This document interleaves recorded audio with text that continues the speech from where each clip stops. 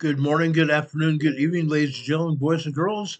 Welcome to Emergency Management Associates. We're doing a special Saturday edition because we failed to get through and talk about emergency preparedness last night when we did our broadcast. So today we're going to specifically talk about emergency preparedness. Specifically than that, emergency preparedness kits. I put this in the title of this program today because I believe it's important. I want everybody to understand what's going on. We're very serious about this program. We're trying to prepare people for emergencies and disasters. And in this specific time period today, in the title of this program, it says Emergency Preparedness Kits. We're specifically going to talk about emergency preparedness kits today. Okay, I want to talk about this specifically. I put it in the title for a reason. Anytime you want to go personally and check out what you need to do to become prepared, you can go to this list that we're talking about today. Okay, I'm going to specifically address preparedness kits. Okay, I want people to understand what they can do. That's why we're talking about emergency preparedness kits today. Okay? I want everybody to realize this. This is important. What we're talking about today can pretty much save your life. What we're talking about today can save your lives. That's why it's so important. Okay? I've asked each one of you that are here today to take notes. Okay? Go right now and get a piece of paper or several pieces of paper or a notebook even. Okay? A notebook or even your emergency preparedness plan notebook. Okay? In your preparedness plan, you can make notes as to what you need to do to become prepared, to assemble your preparedness kit. Okay? Go right now and get a piece of paper or several pieces of paper or your notebook and write this information down. This is important. This may save your life. Okay? Now, just briefly, okay, I'm going to show you a wildland fire in California. And yes, this happened this week. This wildland fire happened this week in California, Northern California. Okay? What I'm going to show you now is Chinese Camp, California. Nearly 17,000 lightning strikes hit California in 24 hours. Those lightning strikes struck wildfires across the entire state of California, okay, including this G5 fire, which tore through the historic gold rush community in Tulum County. Watch this. 1,000 lightning strikes hit California in just 24 hours, sparking wildfires across the state. One of the largest, known as the 6.5 fire, has scorched more than 7,000 acres in Tuolumne County. The blaze tore through the historic gold rush town of Chinese Camp, forcing evacuations and destroying homes. Residents described fighting the flames themselves with sand and tree branches until fire crews arrived. At least 5 homes have burned, but no injuries have been reported. The 6.5 fire is part of a cluster of more than a dozen wildfires ignited during this burst of storm activity, according to CAL FIRE. Officials warn that anyone told to evacuate should leave immediately.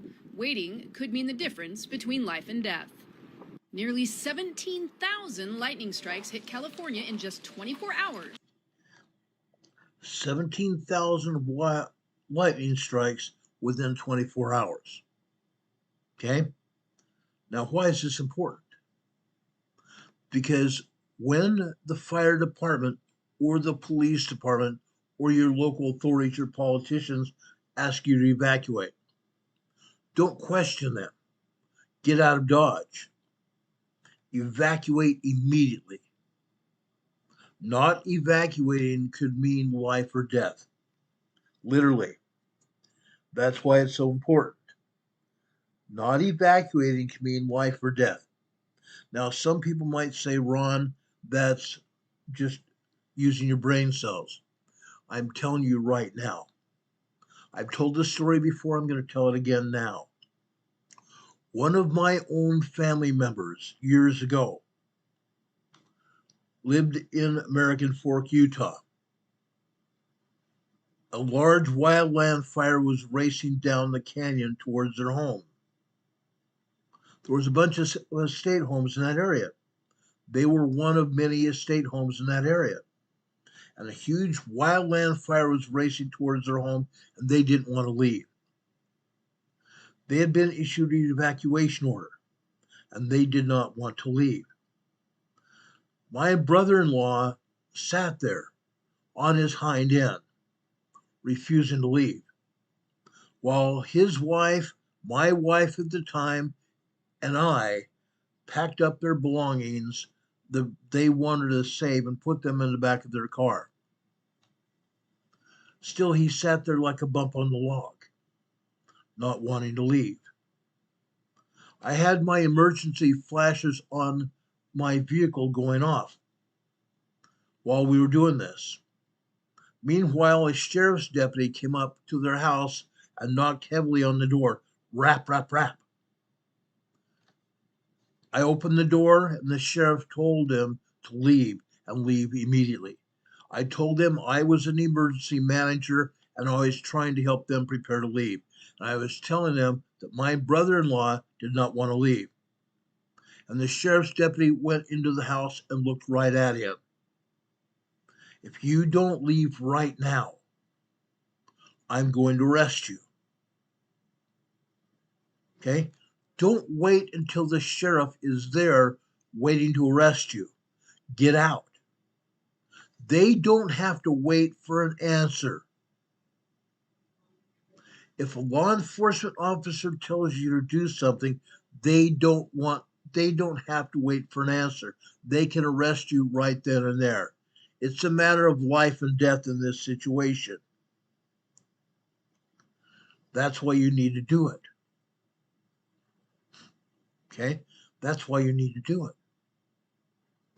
I went there for the specific purpose of saving my family's life. Yet my brother-in-law did not want to leave. Don't wait. Don't wait. I've seen homes and families destroyed. I've watched homes burn.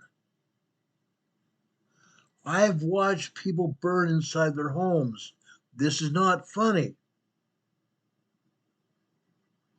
This is not funny.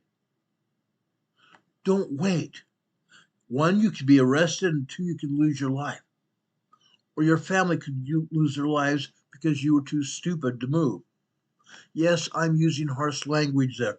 You're too stupid to lift a finger. Don't wait. This could mean losing your life or you losing your family's lives. This is that important.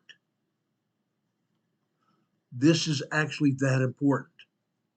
I don't want to see anybody's lives lost. I really don't want to see anybody lose their lives. That's why we're talking about this today. This is real.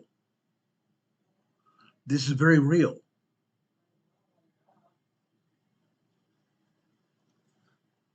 Now, some people look at me and say, Ron, you exaggerate. I'm not exaggerating. I am being very real. I've had it happen to my own family members not wanting to leave. Now, the other day, we had a very bad storm here in our area. Look at these shaded in areas here. These were severe thunderstorms. When they issue a thunderstorm warning, you may have only minutes or even less than that to get into a storm shelter or the center of your home. By the time you see that warning come across your television screen or hear the warning sound on a radio, or hear warning sirens in your neighborhood. It may already be too late. That storm could hit you at any time.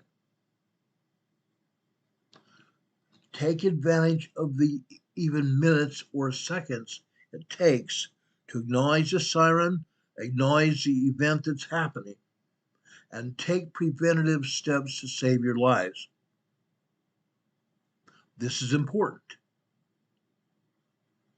I came on the air, told you guys about it because I was scheduled to be on the air at that moment. So I came on the air and told you what was going on to help possibly save some lives here. That's what we do here. Then after I gave the warning out, I got off the air. I shut down all my electronics in our office here. Shut it all down. That way I wasn't going to lose any of my electronic computers and such. I put out the warning. I issued the evacuation order to my family. We went downstairs and prepared for the thunderstorm. Yes, there was already some lightning and thunder in the area. Could have been worse. There could have been tornadoes as well.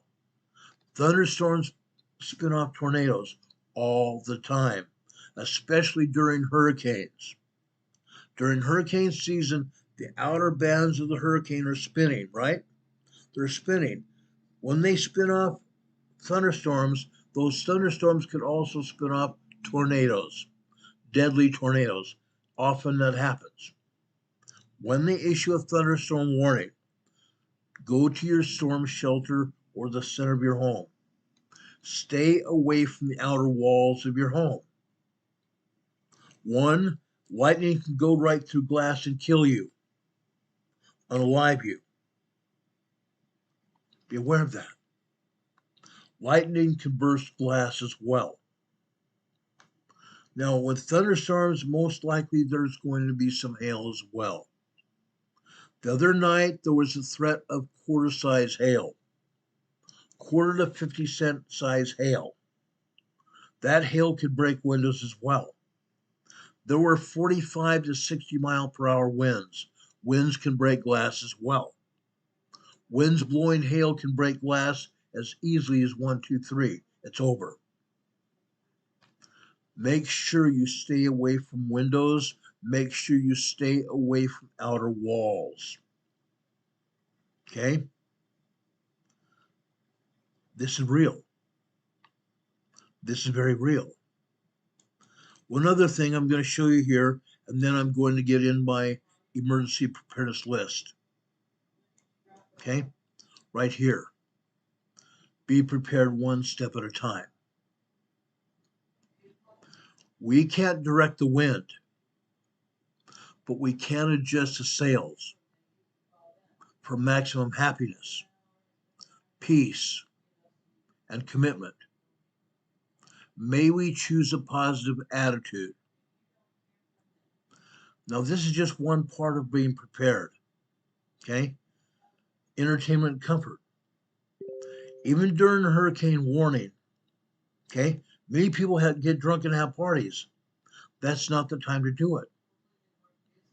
But you can make sure your family is prepared.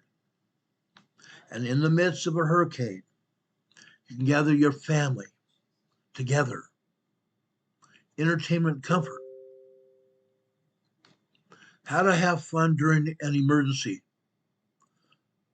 In your emergency kits, you need to seriously consider having games and puzzles, workbooks or coloring books for your children, crocheting for you women, or sometimes even men. I was taught how to crochet many, many years ago. I don't crochet any longer. In fact, I've forgotten what I learned.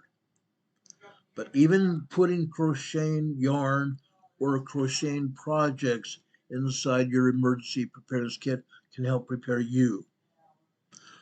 Crocheting for women is relaxing. It also is occupying your minds, keeping your minds off the present disaster that could happen. Once you have prepared your home for a hurricane, putting up hurricane shutters or plywood over your windows and doors. You can't do much more than that. But once you've done that and prepared your home, you can batten down your home. You already have water there. You already have food there.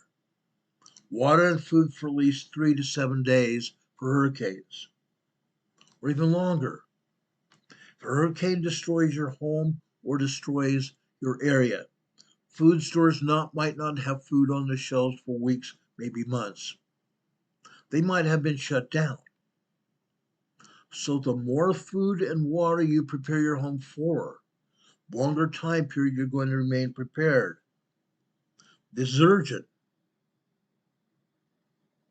This is urgent. Okay? Make sure you have games. Men in the backcountry of the southeast part of the United States like to whittle. They take out their pocket knives.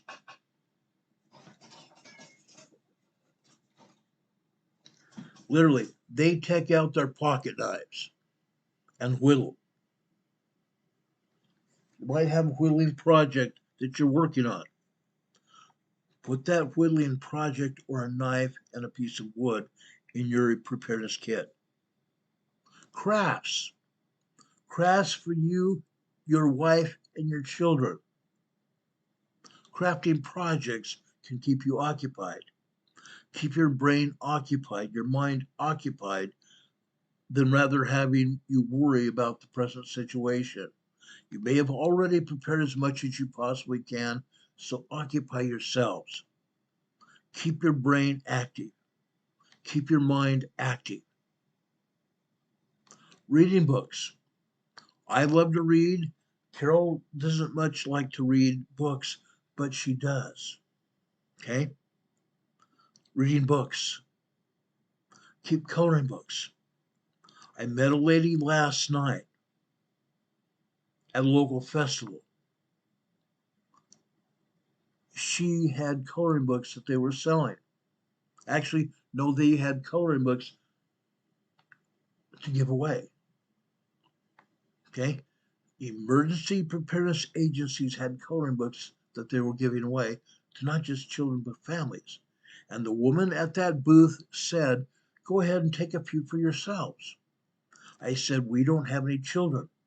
She goes, "Don't you like to color yourselves?" "I haven't colored in a coloring book for years." "Yes, I have an adult coloring book of scenic scenes, buildings, and such. I could color in those coloring books, but I haven't." Coloring books even for adults. Consider that. Okay? Watching downloaded movies. Watching downloaded movies that you can see. We have a whole bunch of movies downloaded on our VCR here, our DVR, I should say. We have a bunch of downloaded movies on our DVR. We watch them many times. A lot of these movies are Christmas movies that we really enjoy. Yes, we enjoy Christmas movies even in the summer, fall, spring, or winter. Doesn't matter. Watch downloaded movies that you enjoy. Okay? Or even watch DVDs. We have a whole bunch of DVDs on our DVD collection. Lots of them. I believe we probably have close to 100 DVDs. Okay? Using these as an alternative source to keep our minds occupied. Okay? You might also want an alternative power source such as a generator. Solar power generator. If you have a solar power generator, you must have solar panels as well. Okay? Alternative power sources here. Okay? Exercise or play games. Exercise or play games, even outdoor games when it is safe. Why does it matter? Protecting your mental health. protecting your mental health, engaging in activities that can help individuals regain a sense of control. A sense of control, guys. And fostering feelings of independence during a dreadful emergency situation. Remember that. Protecting your mental health. This little slide here says everything. In fact, I'm going to make it a little smaller so you can see me talk to you, but I'm going to keep it here so you can see it. This makes a world of difference in an emergency. This will make the world of difference in your own lives. Now, while I'm talking about that, please, guys, if you enjoy this program and you are enjoying the information we're giving you, please give this program a thumbs up, a big thumbs up. That way, YouTube will say, everybody likes this program. We need to make sure everybody sees this program. YouTube doesn't let everybody see the program if they don't see a bunch of people liking it. So give us a big thumbs up. Also, if you enjoy this program, make sure you watch it yourself. Don't stay here for just a couple of minutes, just 5 or 10 minutes, or 15 or 20. Stay here for the program. Watch it. YouTube looks at watch time as well to assess whether they're going to allow anybody else on YouTube to watch the program. If the program doesn't have some watch time on it, YouTube is going to say, nobody cares about this program. Nobody's watching this program. So they won't let anybody else see this program as well. That's what YouTube does. Now also, we talk all the time about checking your subscription status, making sure you're still subscribed to our program. YouTube unsubscribes people all the time. They used to tell me they only unsubscribe people when they left YouTube. That's not the case. YouTube just goes willy-nilly all over the place and unsubscribes people. If you like this program, make sure you subscribe to it and keep alternatively checking and making sure your subscription is active. Make sure your subscription to this program is active. Also, right next to that subscription button, there's a little bell icon. Click on that little bell icon. When you click on that icon, a drop-down menu of 3 items comes up. Click on the word ALL, all. That will get you notified when we come on the program. Now be advised, YouTube does not always notify everyone when we come on the program. So make sure you're watching it. Usually we tell you beforehand when we come on the program. Monday through Friday, we come on the program sometime after 4 p.m. Eastern Time. Sometimes a little bit later than that, 4:30, and I've even been on the air after 5 p.m. But not much past that, unless there's an emergency. Then I will come on the air during the emergency and tell you about it. Again, we're telling people how to save lives. We're trying to tell people about emergencies and disasters that are even presently happening right now. That's why this program is very important. We want to make sure you have that information. Okay? Also, if you want to help us here on this program ourselves, helping us keep this program on the air, please go to our PayPal right below this video here today. Our PayPal locations are scrolling past you at the bottom of your screen. Also, our addresses, our email address, for example, is scrolling across the screen right now. rltnspdema@gmail.com. If you like what we're doing, tell us about it. If you don't like what we're doing, tell us about it. Also, if you enjoy what we're doing and you want specific topics covered, tell us about it. We want to know about it. Okay? Also, our post office box is here as well. Our address here is 504 Bethel Road, Box 401. Morganton, North Carolina. The zip code here is 28655. You can send us a letter. You can send us a card. And right in the middle of that letter, you can stick a donation as well. Right in the middle of that letter or card, you can stick a donation as well. We haven't received many donations at all lately. So please consider doing that. That helps keep this program on the air. It helps also let us know that you appreciate what we're doing. Okay? We'd appreciate that very much. Now let's talk about specific things that you can do to become prepared.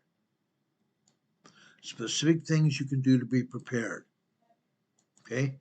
I'm going to give you my ultimate preparedness checklist. My ultimate preparedness checklist here.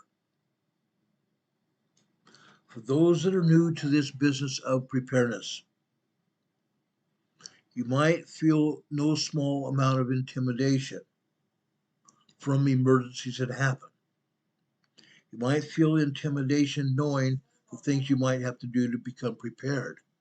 But please don't be intimidated. Don't be intimidated at all. The information that we want to give you is free. Okay? You just need to learn. You need to have a clue. Yes, that sounds a little bit harsh, but you actually need to have a clue.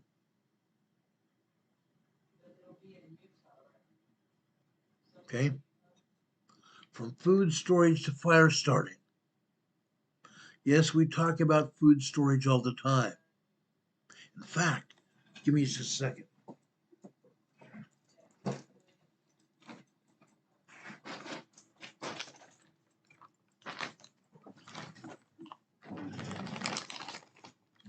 We talk about food storage all the time. Okay? I have a 72-hour kit here for a reason. I have a 72-hour kit here for a reason. What do you think? Why do you think I have a 72-hour kit here? I want to show you how easy it is to be prepared. Okay? We have many 72-hour kits in our home. We also have 4 weeks worth of freeze-dried food. We have 4 weeks worth of freeze-dried food.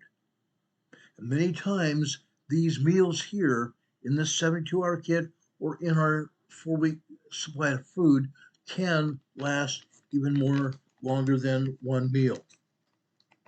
These meals that are prepared here may last for a longer period of time. Okay? They are packaged in Mylar packages like this.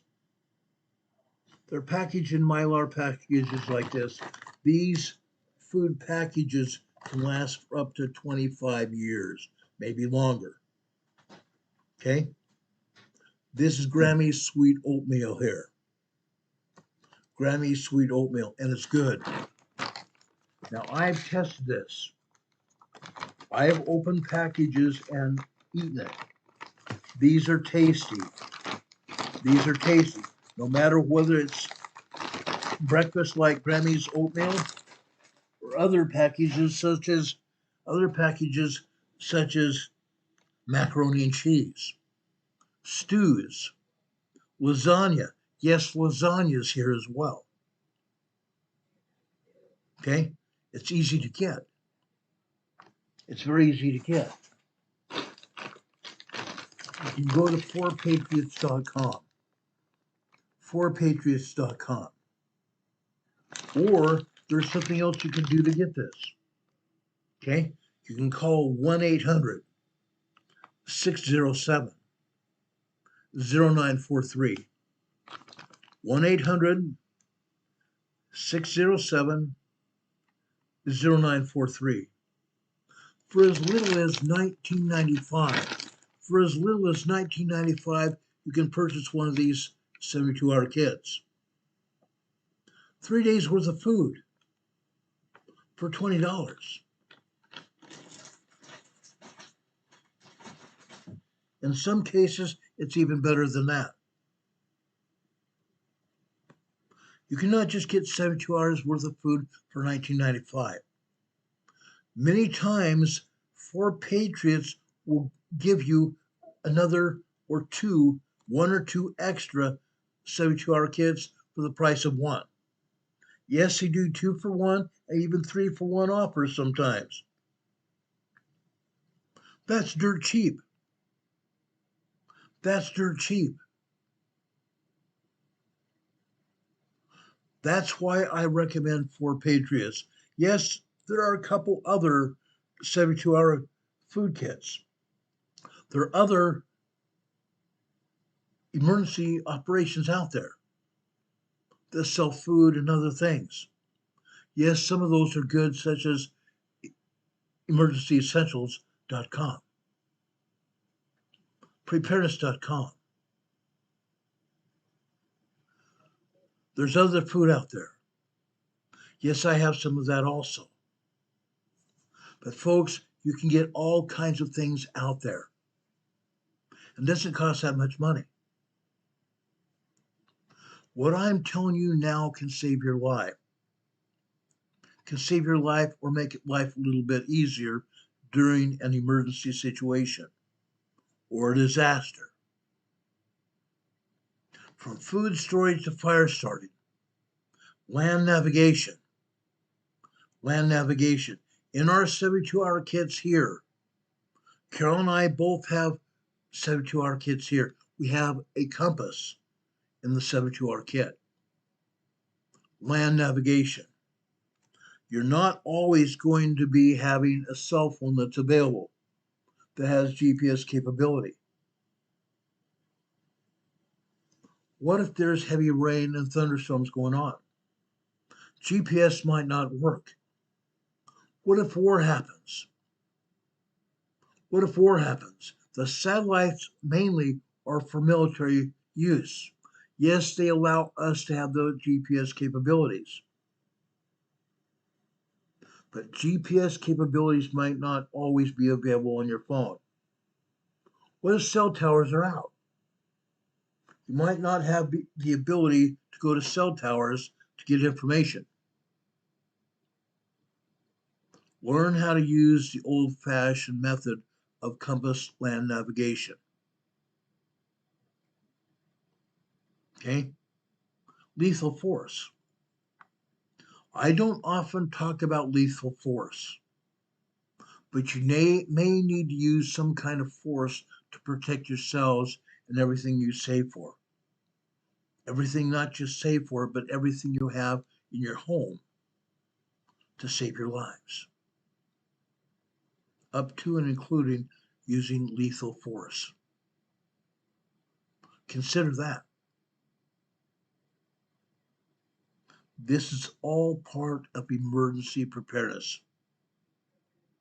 Being prepared. Now, the sheer breadth and depth of this subject is almost overwhelming, bewildering in some cases, especially if you are not coming from a lifetime that imparted some of the hard skills in the school of hard knocks and knowledge that some of us have had. I don't want you to feel overwhelmed. That is the last thing I want you to feel. I don't want you to feel overwhelmed where you're going to give up on the prospect of taking responsibility for all facets of your safety in your own life, and the life of your loved ones, and even survival. Not too long ago, it wasn't called prepping. It was called life. was called life. Then we called it preparedness. Life like your great granddad and your great grandma lived. But to help you get a jump start of focusing your efforts and energies, we've put together a preparedness checklist of the most essential basic items for even beginners.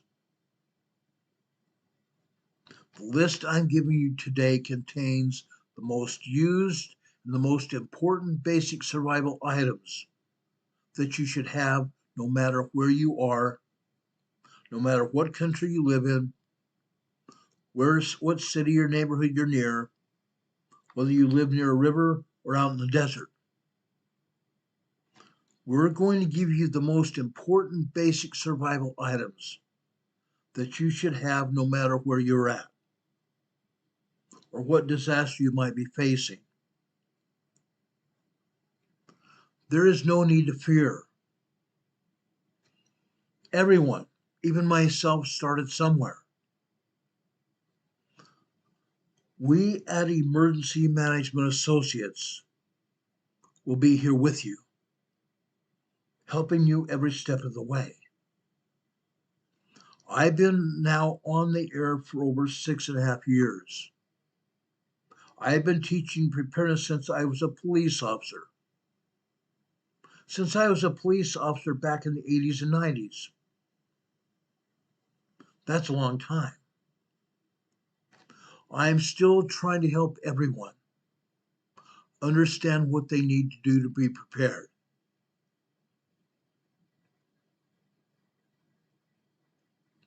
Laura Marie is talking about even Walmart has a small section of emergency food at reasonable prices. Even our Walmart here where I live has a small section of emergency food and items. All over Walmart, they have all kinds of things that you might need to be prepared, especially in their sporting goods department. You can buy emergency camp stoves. You can buy camping gear. You can buy stove gas for your stove. All kinds of camping gear from sleeping bags to fire starters and more. Today, I'm going to give you information things that you could have. Cassandra says you can find dried food at Sam's Club and Costco. Yes, I've seen it there as well. I'm trying to give you information that you can get from almost anywhere, but I'm giving you it here. This is easy. This is easy. Now I'm going to go through what I call a table of contents here because that's how I organize this here. Yes, I'm preparing to write a book as well. Okay, number one, a quick reminder. 2, I'm going to talk about shelters. I'm going to talk about water because you can't go more than 3 days without water. Many cases, like I was at a community gathering last night, they called it the Morganton Festival, the annual festival here in Morganton. Water was necessary. It was very hot outside. It was 82 degrees at 9 p.m. last night. 82 degrees at 9 p.m. last night, and various other places around the United States, around the world, it was even hotter. When it's hot outside, you need water. So we're going to talk about water today. We're going to talk about food and cooking. We're going to talk about light, having light to do things at night. We're going to talk about clothing. We're going to talk about communications. We're going to talk about tools. We're going to talk about knives, weapons. We're going to talk about medical things, medical kits, and things you're going to want to put into a first aid kit. We're going to talk about a bug out bag or a bob. a BOB, a bug out bag. Now I'm going to give you a non-items checklist as well. The contents of this list are by design very basic, but very basic is what everybody needs. Now, no matter where you live or what threat you might have to face, the items I'm going to talk about right now will be useful, even mandatory if you're going to survive. But this list cannot cover every contingency or even every nuance of being prepared. But this reflects a person's preparedness unique situation where they might live. Okay? The list I'm giving you today is just going to reflect a preparedness person who's given a unique situation to survive it. Depending on your specifics, some figures and recommendations may change. Someone living in an arid desert, for example, California, Arizona, Nevada, New Mexico, Texas, Oklahoma, Kansas, Nebraska, South and North Dakota have deserts. Someone living in an arid desert, for instance, would probably place even greater importance on water supplies and water filtration than usual. Also keep in mind one of the basic preparedness tenets, starting now. Starting right here now. Nothing lasts forever. Nothing lasts forever. Even sitting on the shelf in your cool, dry home, things wear out or even rot. Food in your home has a good-buy date, but the good-buy date is not the actual date of expiration. Look at it. If it looks rotten, it's probably rotten. If it smells rotten, it's probably rotten. But if it doesn't smell or look like it, you might even try tasting it. Yes, I even taste some food. If it tastes bad, even a tiny bit, I don't want to go any further than that. If it smells bad, even a tiny bit, I don't go any further than that. I toss it. But not all food needs to be tossed. No matter the consumable and how well you preserve it, it will eventually go bad or spoil on you. After my mother died, she had canned a lot of food. They had put it out in a shed on their property. That shed had no air conditioning. That shed got hot. After my mother died, my father went out into that shed. He found bottles and bottles and bottles of canned food.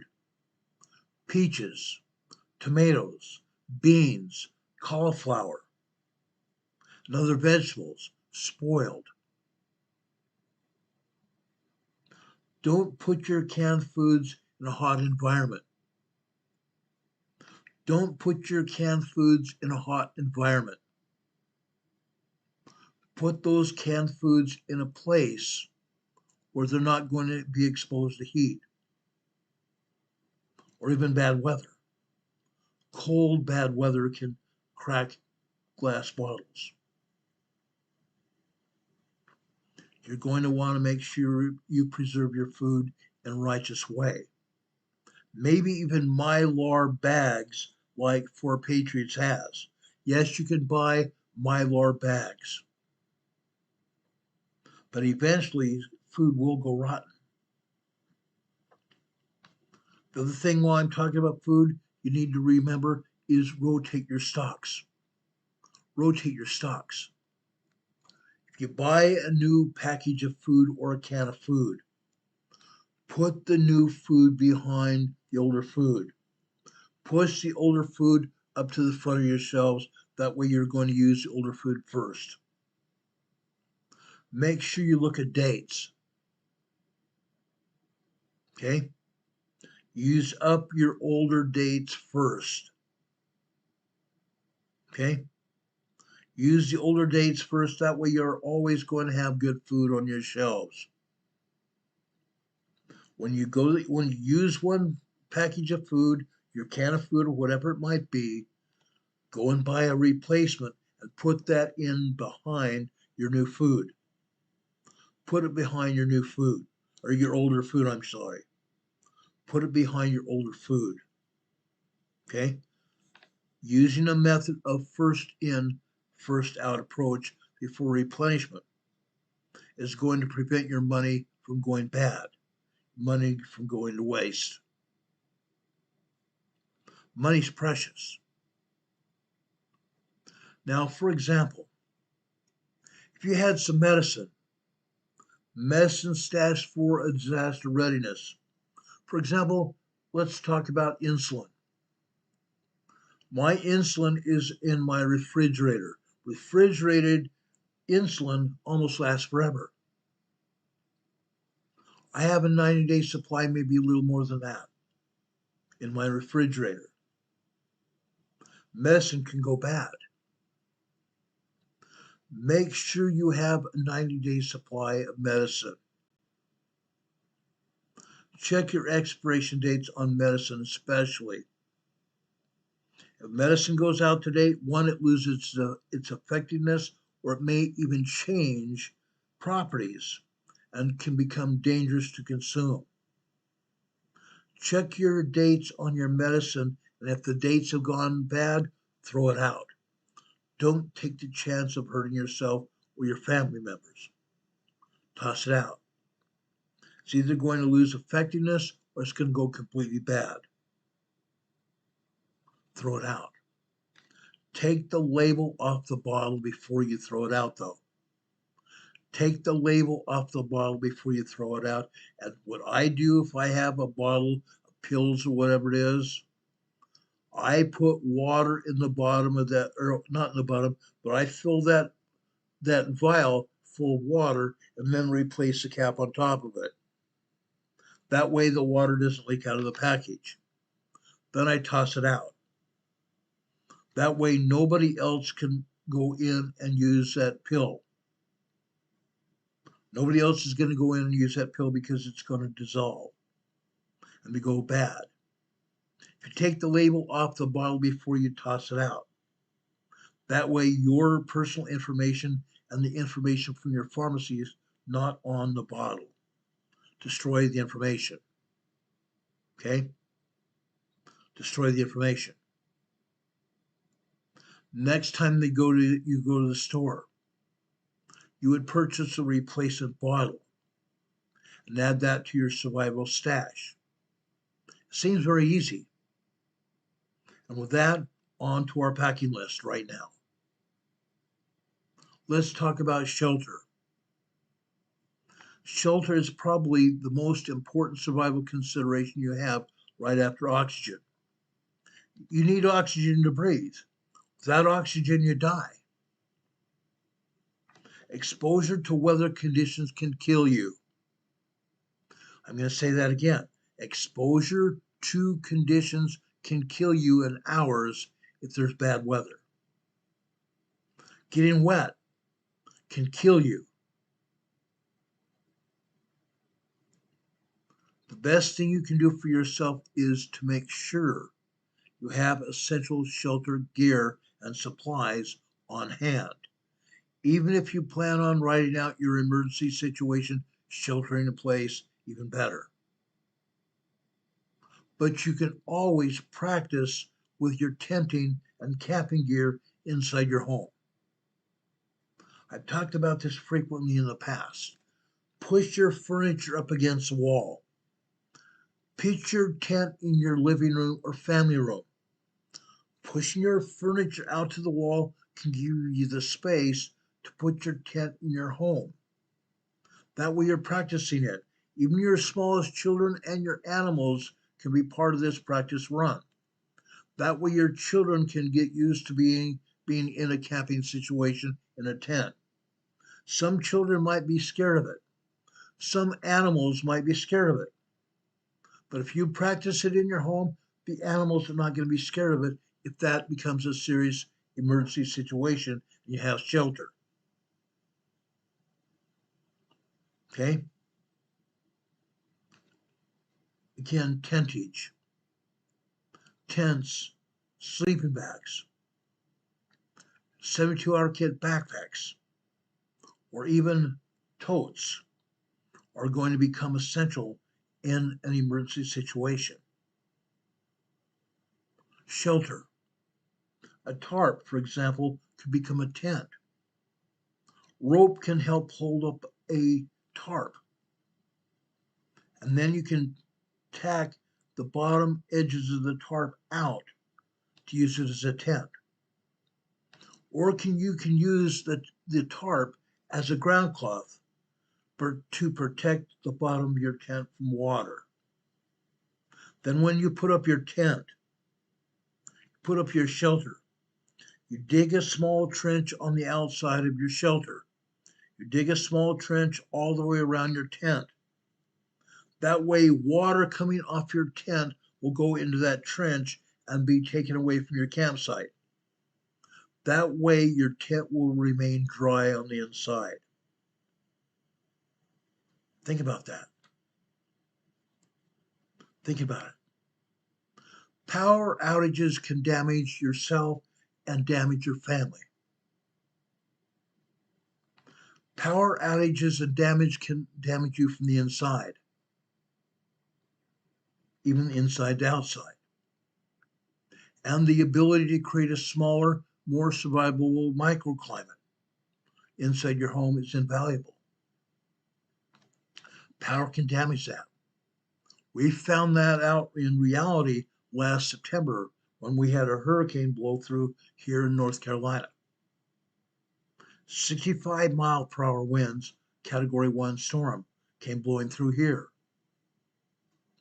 As we covered it before during last year's emergency, people lost their lives. People lost their homes. They lost everything. They became homeless. And then the winter struck. People died in the very cold, low temperatures. Your microclimate is essential to survive these storms. Your microclimate that you want to make sure you have will be destroyed unless you plan. Planning is certainly important. You make sure that your microclimate inside your home is set so you can survive. Make sure you get a good tent, appropriate for the size of your family or household. A heavy-duty tarp you can make into a tent, or like I said, use it as a ground cover, wind or even a sunshade. We have put a sunshade over the edge of our entrance to our tent. That way, wind and rain can't penetrate the entrance to our tent. We also have a ground cloth at the entrance to our tent. That way, we're not bringing mud and wet shoes inside our tent. Okay? You can use that tarp as a wind and sunshade and a rain shade. Okay? You might have a poncho or a rain slicker. We have both. We have ponchos and rain slickers here to help us stay dry. Getting wet can mean you lose body heat. You're going to lose body heat even faster. Getting wet when it's cold is often a death sentence. Even winter conditions. You get wet from snow, and snow can bring your body temperature down immediately. If that happens, you're going to die. Staying dry with a waterproof outer layer will be very helpful to you. When I was a police officer, I had to get out of my police vehicle in very wet, bad conditions. We had a storm blow through San Diego. Not quite a hurricane, but just less than a hurricane. Very bad storm. 40, 50, 60 mile per hour storm. Rain coming down like none other.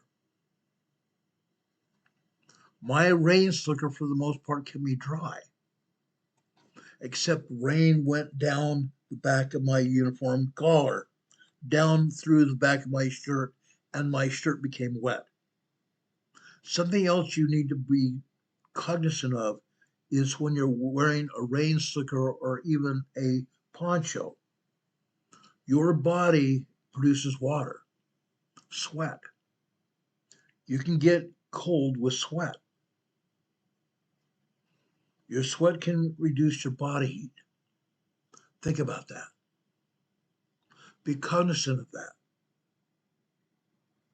You don't want to get wet.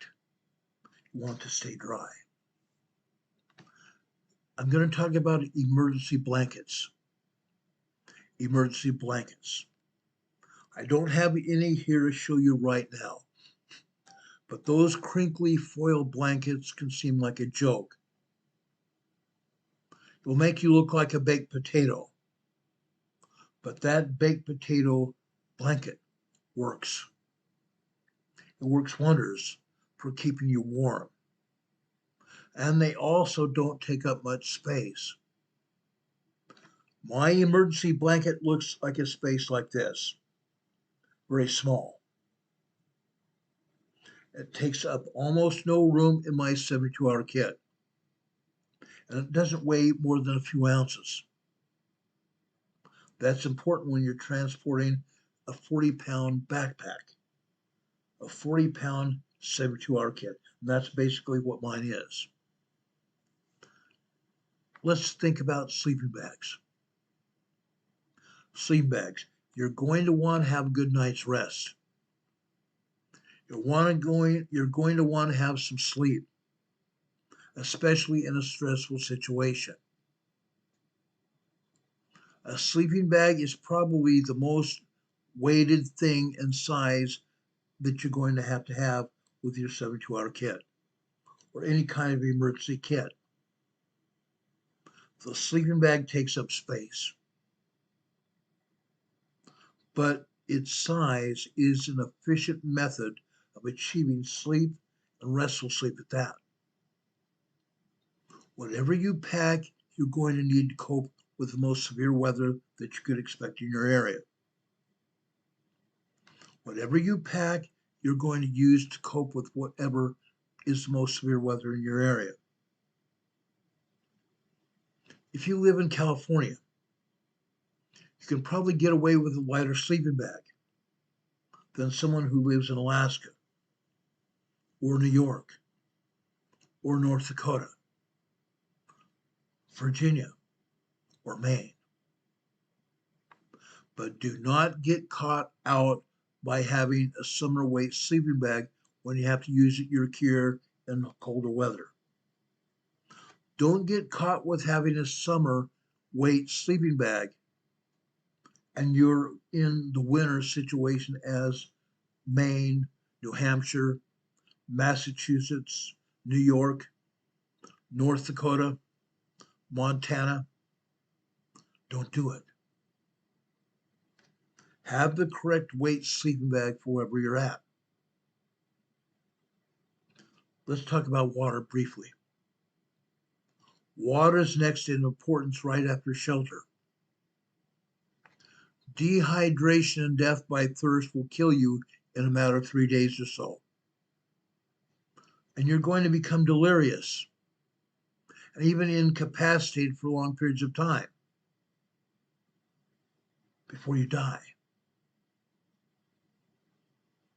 You'll become delirious and incapacitated before you can get any water. Make sure you have plenty of water. It is vital that you have ready drinking supply of water, a ready drinking supply of potable water, and even tools to produce clean, drinkable water from other sources, man-made or otherwise. Man-made or otherwise.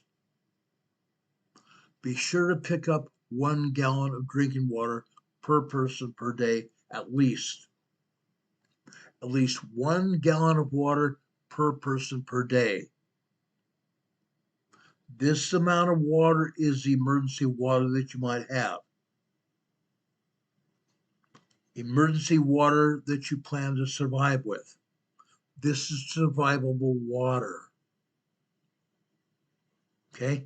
Using for drinking, basic sanitation, along with some food preparation.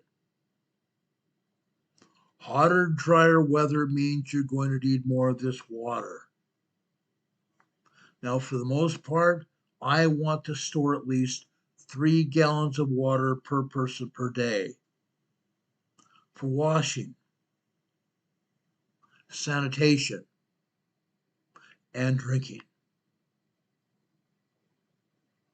Okay? Water for drinking, washing, and sanitation. Water container. Ideally, we have one here. We have several different water containers here at our house. We have 55-gallon drum. We have 5-gallon bottles. Yes, 5-gallon bottles of water. Okay? A BPA-free water barrel. A BPA-free water barrel meaning no contamination in your water supply. But even 5-gallon containers with sealable lids will work very well.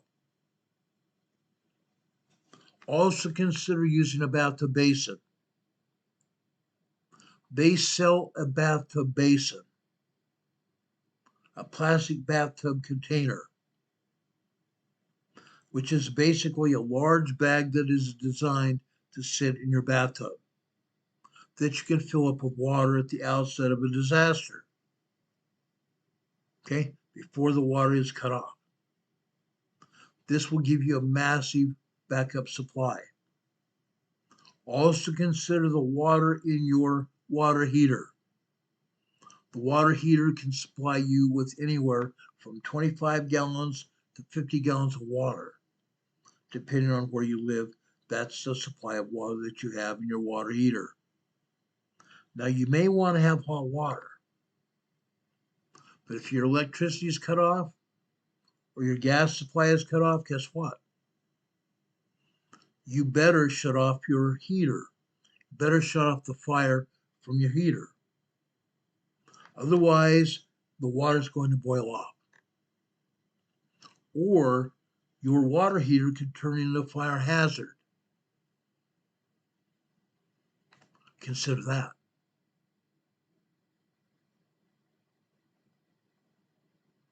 Pre-trib Faith here in the chat says you can pour a gallon of water to flush a toilet.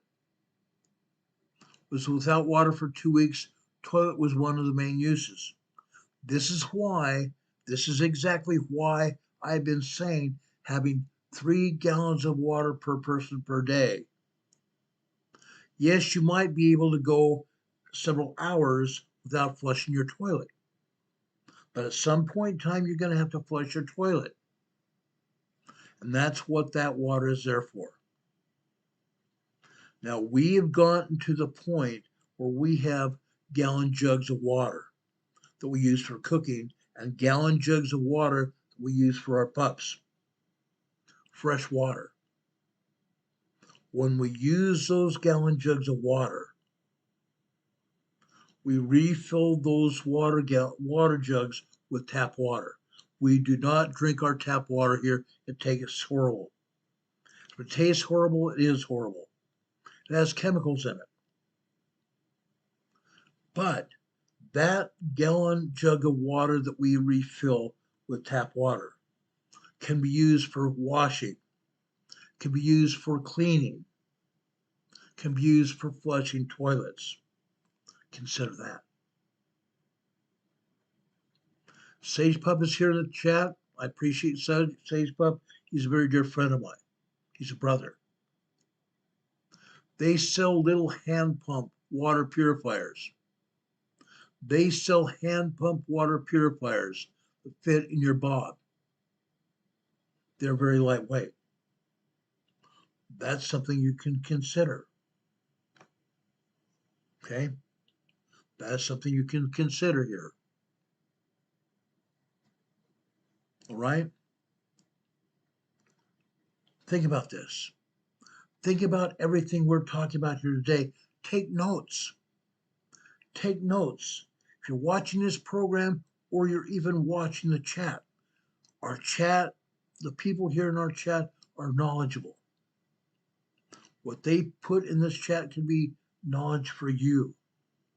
Take notes. Okay?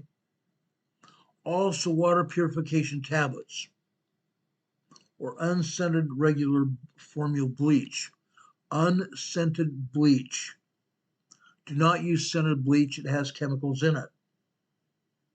You might put a couple teaspoons of bleach in your water to help keep it purified. Okay? For cleansing suspect water biological contaminants. Water filtration device such as life straws. We have several life straws here. Life straws are good for like 500 gallons of water. That will keep you alive for a long period of time. Or even the Sawyer Mini. Yes, they have Sawyer water purifiers. The Sawyer Mini is a great thing to have. Okay, water collection containers with a filter. Water collection containers with a filter. Back in Colorado, there was a point in time where the Colorado state law was prohibitive to collect water from your rooftops. They would not allow it to happen. They said that water that rains on your roof can be collectible for the city or the town where you live in. So they prohibited water collection by private individuals or families. That law has since changed, is no longer viable. People have the right to collect rainwater for their own use. If you collect rainwater for your own use, make sure you have some kind of filter that the water goes through before it enters your 55-gallon drum. Otherwise, you're going to get leaves, you're going to be getting all kinds of debris in your water jug, and then you're not going to be able to get it out, or you're not going to be able to get it all out. Make sure you have some kind of filter or the water enters your container where it's going to prepare your water for drinking. Even then, that water needs to also be further purified. I have friends of mine that I know that have a purification system for collected water. Yes, they have the initial filter at the top of their 55-gallon drum. Then they have osmosis filters, 2 different osmosis filters after that to help purify that water for their drinking. They also use that water for showers as well. But again, they have purification systems for that water. And they don't just have 55-gallon drums either. They have 200-gallon containers.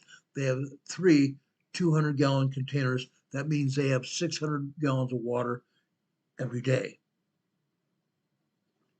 Yes, sometimes the water level in their 200-gallon containers goes low, but it replenishes itself after it rains. Think about that. Having water collection containers with a filter.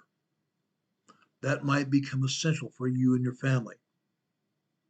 Let's talk about food and cooking next. During a disaster survival scenario, you're going to need calories for fuel to keep on working and getting work done.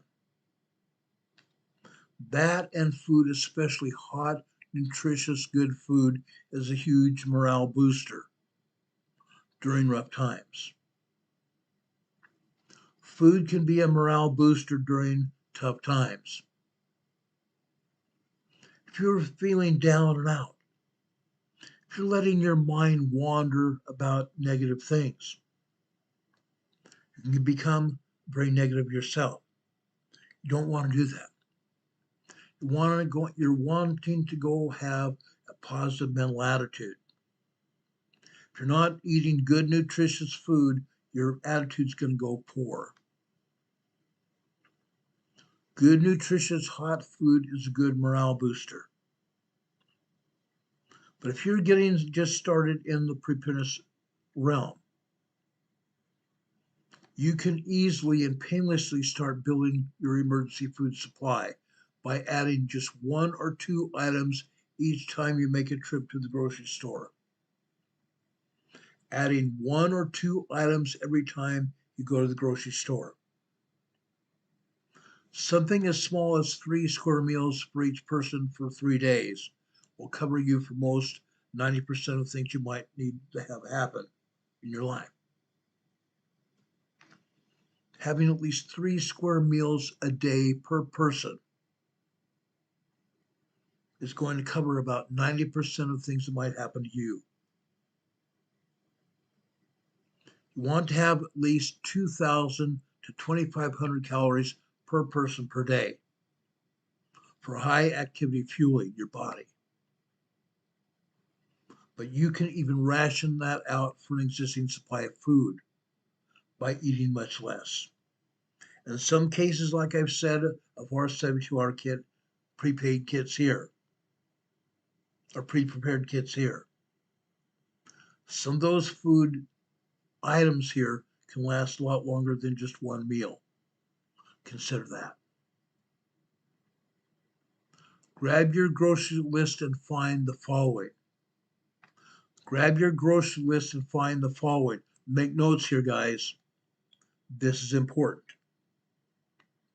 Non-perishable, calorie-dense foodstuffs. Non-perishable, calorie-rich, dense foodstuffs.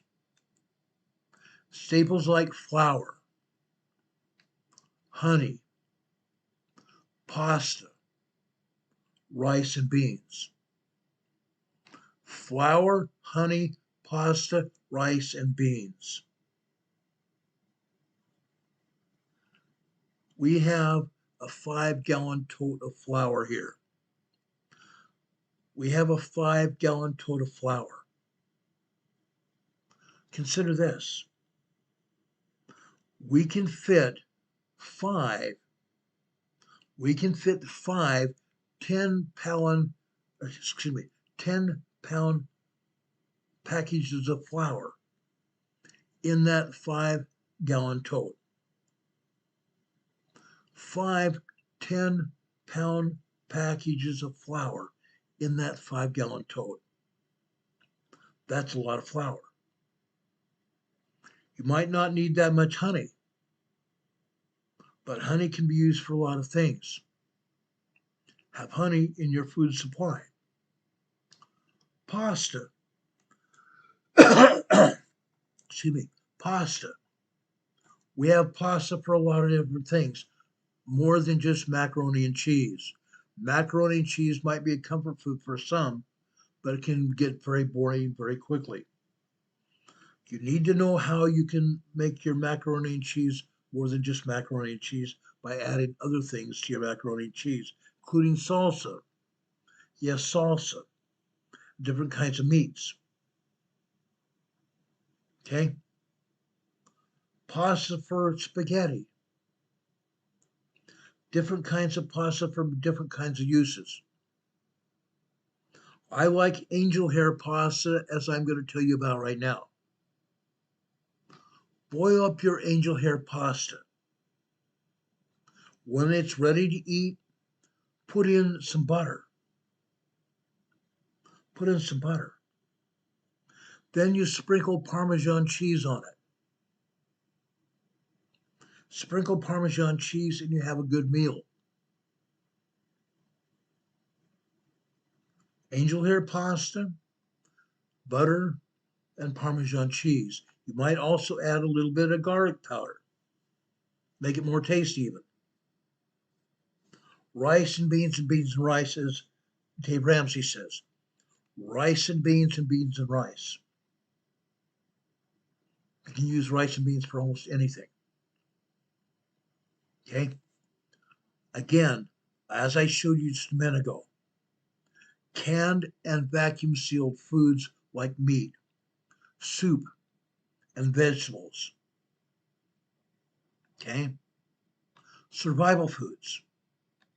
Stockable survival food. For Patriots food, emergency essentials, or preparedness.com. And there are more preparedness foods out there. Now, MREs, military MREs are good. They're a long-lasting option, but they're expensive. And MREs cause constipation. And as a result, MREs are not a good option. They're good, they're long-lasting, but they cause problems. Number one, they're expensive, and two, they cause bodily constipation. You're not going to want to do that during an emergency. Don't forget your can openers. Have a can opener. This is going to be essential. A can opener. They call it a church key. Can openers are essential for emergency preparedness kits. Drink mixes. My wife likes to drink water, but she wants it flavored. Drink mixes and electrolyte replacement powders for fast energy and variety. Drink mixes and electrolyte replacements can give you fast energy and give you variety for your water. Yes, sometimes water can get boring. I like cold water, but at night you're going to find if you drink water that's room temperature, you're going to find out that you can sleep better. And you're not going to be up and going to the bathroom as often either. Okay? Let's talk about dining utensils.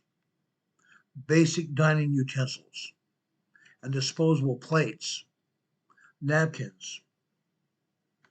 Now, guys, I don't necessarily like disposable dining utensils. Number one, they break.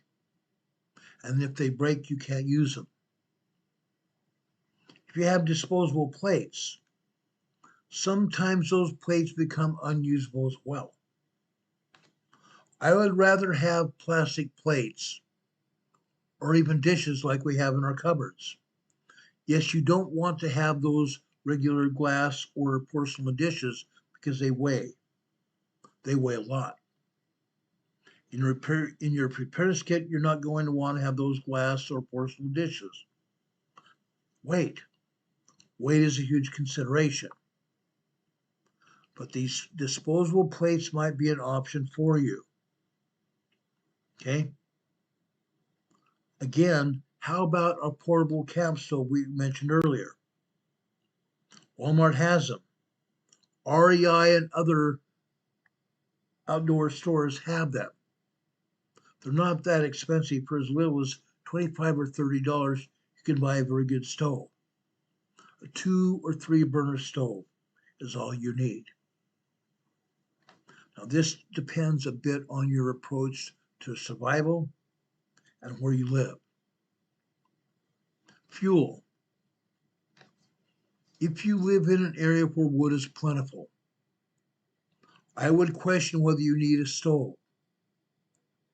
However, if you live in a desert or a plains area where wood or fuel might be scarce, go for a multi-fuel stove.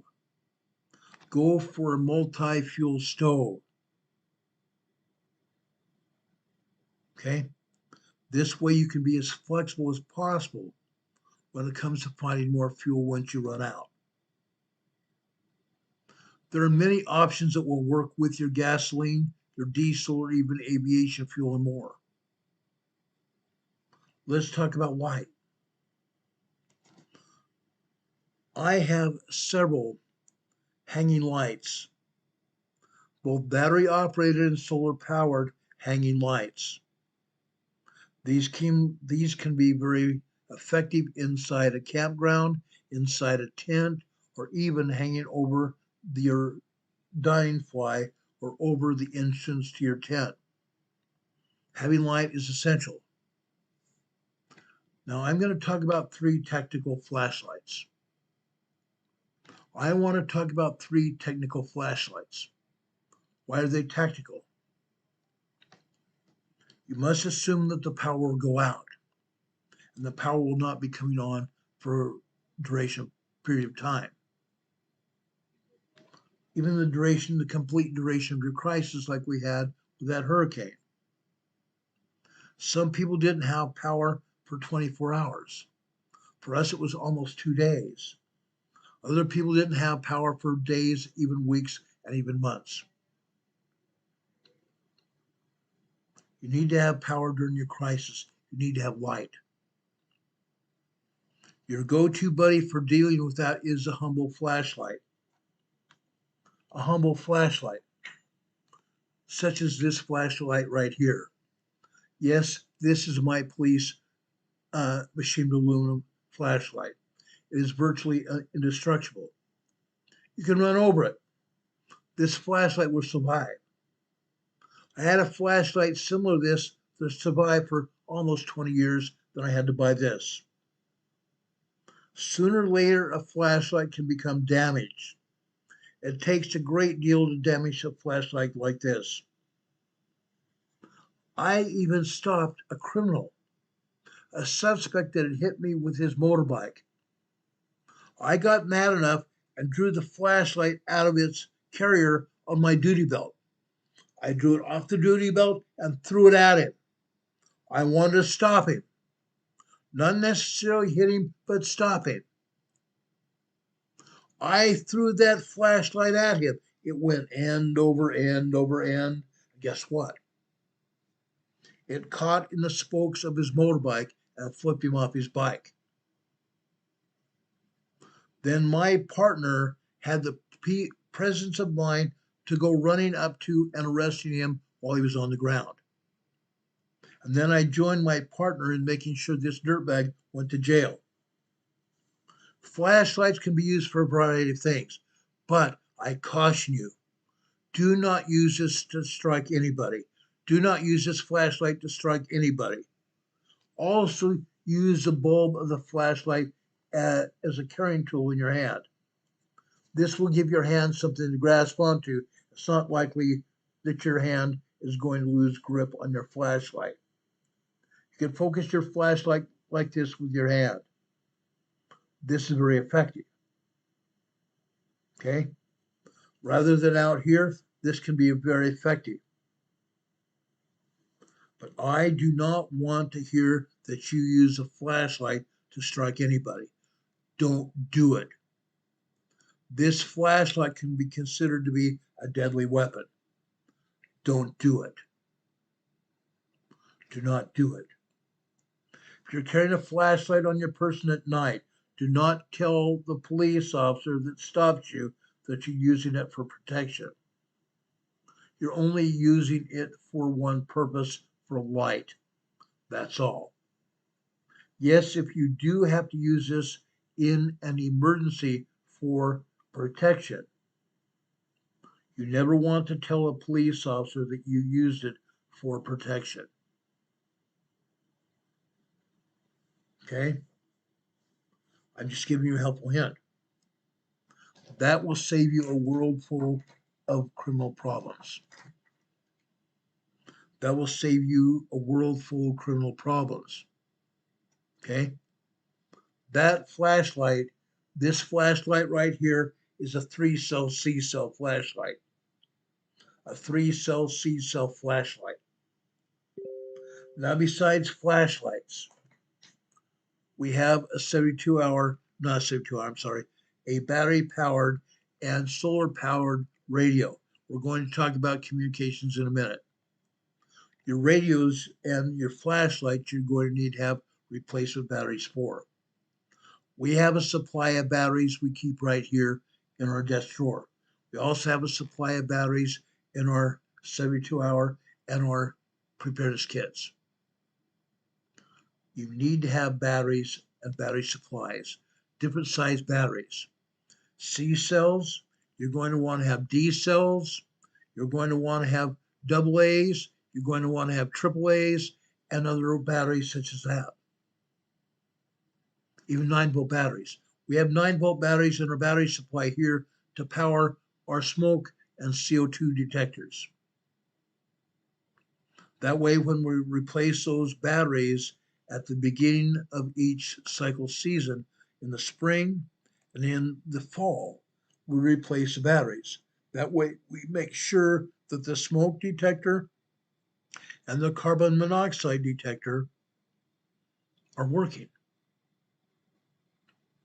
Make sure you have batteries for your flashlights, batteries for your canopy lights. You might also consider using headlamps. We have a cache of headlamps in our 72-hour kits. We have a cache of headlamps also in our emergency kits. I have some headlamps here in my drawer. Consider using headlamps, as these headlamps will allow you to have your hands free, to use your hands for working. That makes sure your hands are free without hassle, without holding a light between your teeth. Yes, I've done that before too. Lights of all kinds are good for signaling as well. Flashlights are good for signaling. For example, this flashlight here. This is called a Halo XT flashlight made for Patriots and other companies. Okay? This flashlight also has a solar power right here. A solar panel power right here. Right here, you also see lighting here. LED lighting around the solar panel here. This way you can use it as a work light. Okay? You can keep it recharged by keeping it exposed to sunlight. Okay? But this flashlight can be used for many things. It has 2 power settings right here. It has a bright light. It has less than a bright light. It also has the ability to go on flash for signaling. A strobe feature for signaling. This element right here, this is the pointing end right here. In cars, especially if you get in water, you're going to want to have a way to escape. If the battery powered to your windows gets interrupted by water, it goes down. You're not going to be able to use your battery powered window to go down. But you can use this flashlight here, this flashlight tip right here, to break the glass. Then you can clear the broken glass away from your window and swim out of your car window. You can use this for breaking glass of any kind. Okay? It's important. This is very important. Also right here, you have a magnet. Right here you have a magnet. This can attach any piece of metal. That way it makes this flashlight more accessible in various places. Also right here, this device right here is a paper cutter. You can open envelopes. You can cut various kinds of paper. Okay? Also on this end, this is the compass, one of the kind of compasses we have here. This one is on the edge of the end of the flashlight.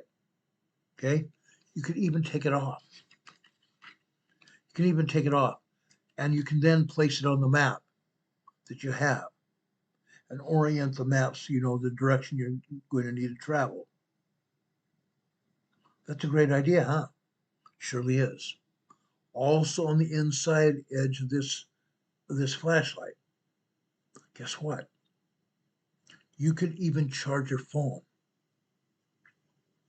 You can even charge your phone, and you can also charge your flashlight from this USB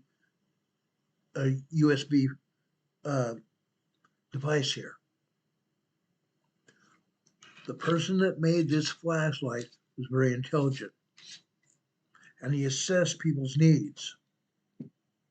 You're going to want to make sure that you assess your needs.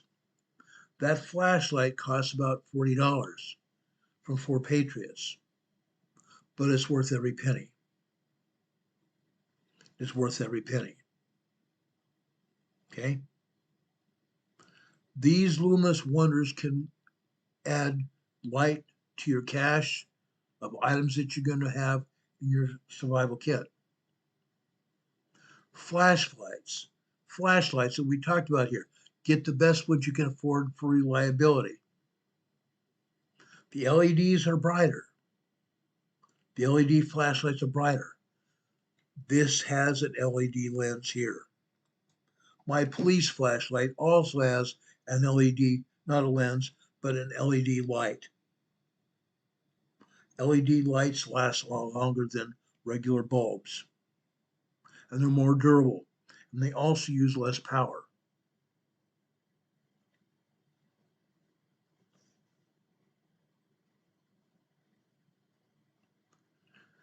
Now, pre-trib truth is saying small propane bottles for Coleman lamps. Yes, small propane bottles for your stove as well. Okay? Remember that. As I said, flashlights have LED bulbs. Headlamps, we have LED bulbs in our headlamps as well. None of our headlamps use other bulbs. That's because LED lamps provide more light, they're more durable, and last a longer time. Okay? The headlamps are good for close range, good usable light, and they run time is longer compared to other flashlights. Having headlamps gives us the same battery powered as well. Headlamps run on AAA batteries for the most part. Some headlamps run on these little coin type batteries. Okay, consider that. Lanterns. As I said before, we have several solar powered lanterns. We also have 2 battery powered lanterns here in the house. Yes, we used them during the hurricane last year when the power went out. Alcohol and other gas powered lanterns work fine, but they're more dangerous for use in the house. Don't use any gas powered anything in your house, because when you use gas powered anything in the house, you're burning the gas, which is producing carbon dioxide and carbon monoxide. That odorless, colorless gas can kill you. Okay? Use good battery powered or solar powered lighting in your home, in the dark, or even at your camp. Save power with your batteries that use battery gobbling light. Use solar powered lanterns whenever you can. You need batteries, lots and lots of batteries. As I said, here in my desk and in our preparedness kits, we have a cache of batteries, a lot of batteries. Okay? Chem lights, those snappable chem lights you see kids running around on Halloween with. Guess what? There are more uses for those chem lights than just that. Years ago, we had a family reunion. Some of my cousin's kids strapped those chem lights to their thighs, to their legs, to their arms. They went running up and down the fence line of our camp.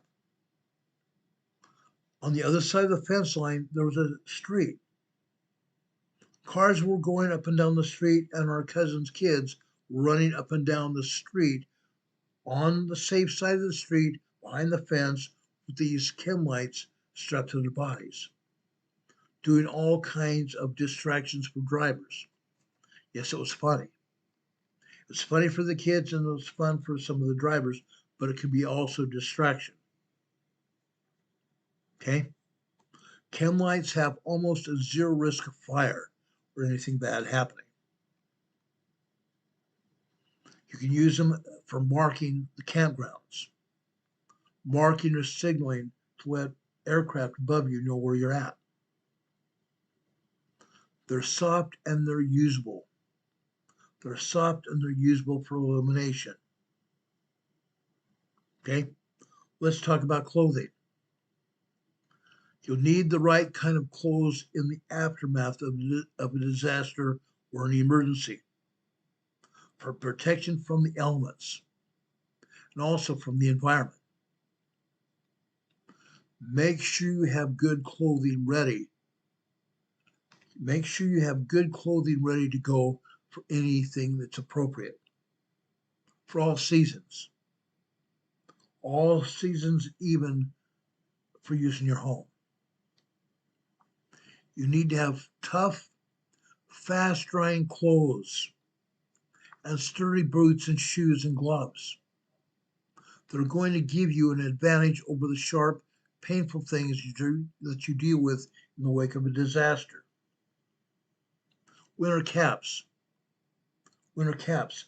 I'm not just talking about winter caps, I'm talking about baseball caps as well. Baseball caps or a wide brimmed hat that's going to protect you from the sun. Winter caps in the winter are very effective for maintaining body heat in your body. If your head is uncovered, you're going to let all kinds of heat escape from your body. Don't do that. Be sure to stash your wardrobe with sturdy boots or trail shoes, suitable for long distance movement by foot, and winter caps to protect your head. Hats of all kinds to protect your head and your body from the sun exposure. Warm weather clothing. Warm weather clothing. Cold weather clothing. Socks and underwear. Lots of each. Make sure you take care of your feet. If your socks get wet, you're going to lose body heat. If your socks get wet, your feet can deteriorate as well. Your skin will deteriorate, you're not going to be able to move. Movement will become more painful. Keep your feet dry. Dry off your feet and put clean, dry socks on. Take good care of your feet. Bandanas. Now, up until about 15 years ago, I only used bandanas for camping when I was with my scout troop. Bandanas can be used for a variety of reasons, variety of uses. Bandanas are a multi-tool of clothing. You can use them as a headband. You can use them as a sunblocker. I have friends of mine that use bandanas that are stuck in the back of their hats and draped down over their necks to protect their neck from sunlight and sunburn, or sunburn on the side of their faces as well. Okay? You can also put them in cooler water and apply them to your neck area or apply them to your head as a headband. This will keep your body cooler as well. You can also use bandanas as dust masks. We found that out during COVID as well. Bandanas didn't work necessarily for COVID because those tiny bacterial particles from disease go through the cells of clothing. And the clothing or the bandanas provide little or no use as a protective barrier. Sunglasses. These sunglasses have built in what they call ANSI glass here. In other words, they turn dark in the sunlight. You need to have sunglasses, preferably ANSI or MIL-STD, which is military standard, rated for impact protection. My glasses right here are rated for impact protection. They're polycarbonate glass. They will not shatter. They will not shatter. Even if I am firing a nug and one of the spent shells comes rocketing out of the gun and hits my glasses, the glasses are not going to shatter. And yes, I said the GUN word. I don't like using that on the air because if it is found using on the air, then YouTube could take this video down. I don't want that to happen. Also, gloves. Gloves for a variety of reasons. Gloves in the wintertime to protect your hands from the cold. Gloves in the summer or spring or fall.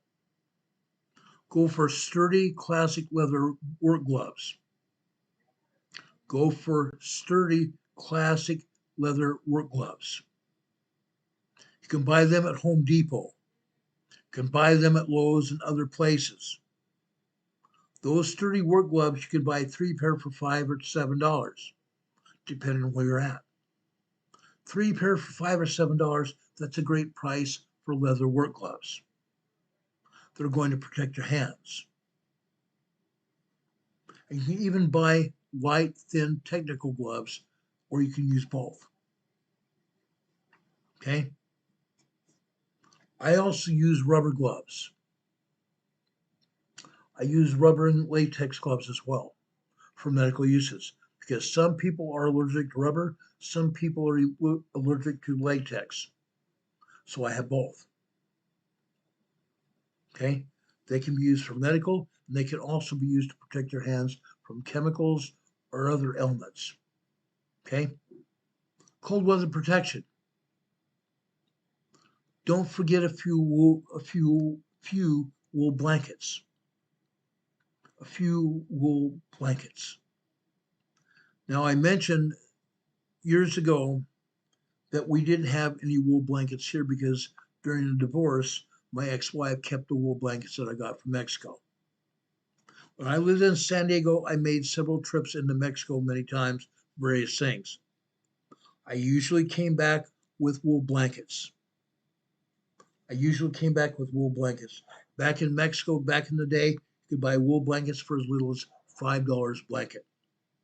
That was great. That was a great price, and it gave great economy as well. Wool blankets can help protect you from the cold. Put one wool blanket in your car, in your trunk. Wool blankets on your bed can help keep you warm in the wintertime. I love wool blankets. Wool blankets can keep you warm and help provide the possibility of making sure your engine remains warm and protected from the cold as well. Yes, if you put a wool blanket over your engine after you stop it, wait for it to cool down some. Don't put it over a hot engine or you're going to burn up your wool blanket. But if you put it over your engine, it will keep your engine warmer. And remember to take the wool blanket off before you start your engine, or you may damage your wool blanket as well. But if you put the wool blanket over your engine compartment, it will make it easier to start your engine in the wintertime. Okay? Consider that. My father and I figured that out when we lived in North Dakota in the wintertime. Okay? Now let's talk about radios.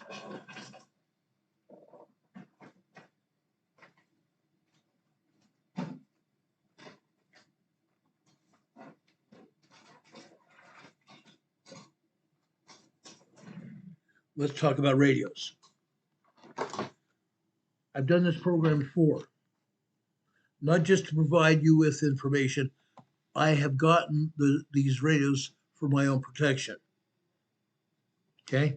We talk all the time about radios. Why? Because radios can provide you with the information you need to survive an emergency or disaster. Okay? As I showed you before, this is my new, and I bought this last year.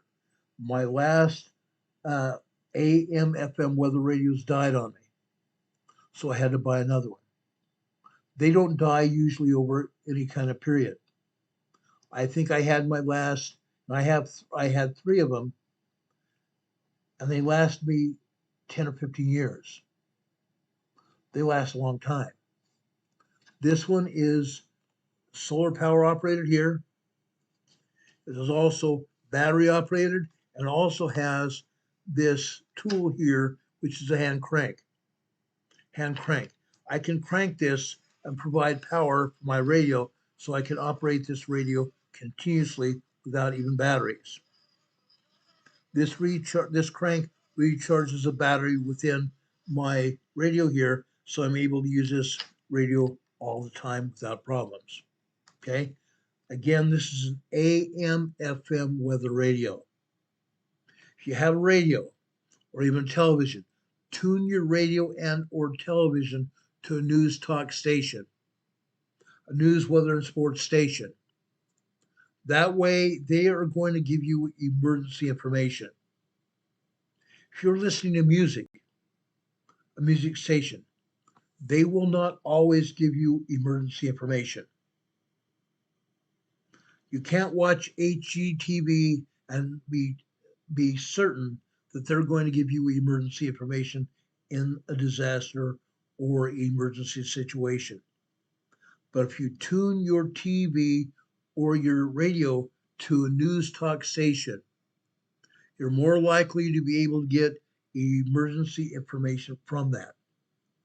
Also, if you have a weather radio frequency built into your radio, if you have weather radio frequencies built into your radio, you're going to be able to tune your radio to a National Weather Service or NOAA, National Oceanographic and Atmospheric Administration frequency to get emergency information in your area. This radio is a must-have. This kind of radio is a must-have. Okay? Now let's talk about communication radios. This radio is much more than just a family radio service radio. This small handy talkie is battery operated. Yes, I have to keep fresh batteries in this radio.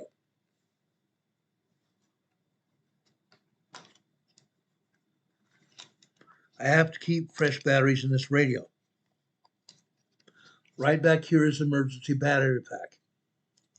I can take the batteries out and put fresh batteries in, snap this cover back on it, and it's ready to go. This radio also has family radio service frequencies, meaning you don't have to have a license. But this radio here is specialty radio. I am a licensed general mobile radio service operator. I am a licensed general mobile radio service operator, meaning the frequencies also put into this radio here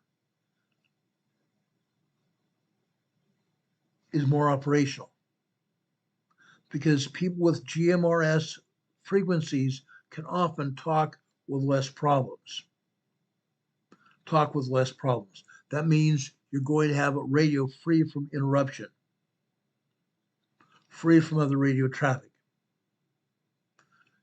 On a family radio service radio, you usually have anywhere from 10 to 14 channels you can go to, which means you can, if one frequency or one channel is busy, you can always tune to another frequency just by turning this valve right here. Okay? You can tune it to a different frequency. Okay? But if the other person that you have radio with isn't tuned to that frequency, they're not going to hear you.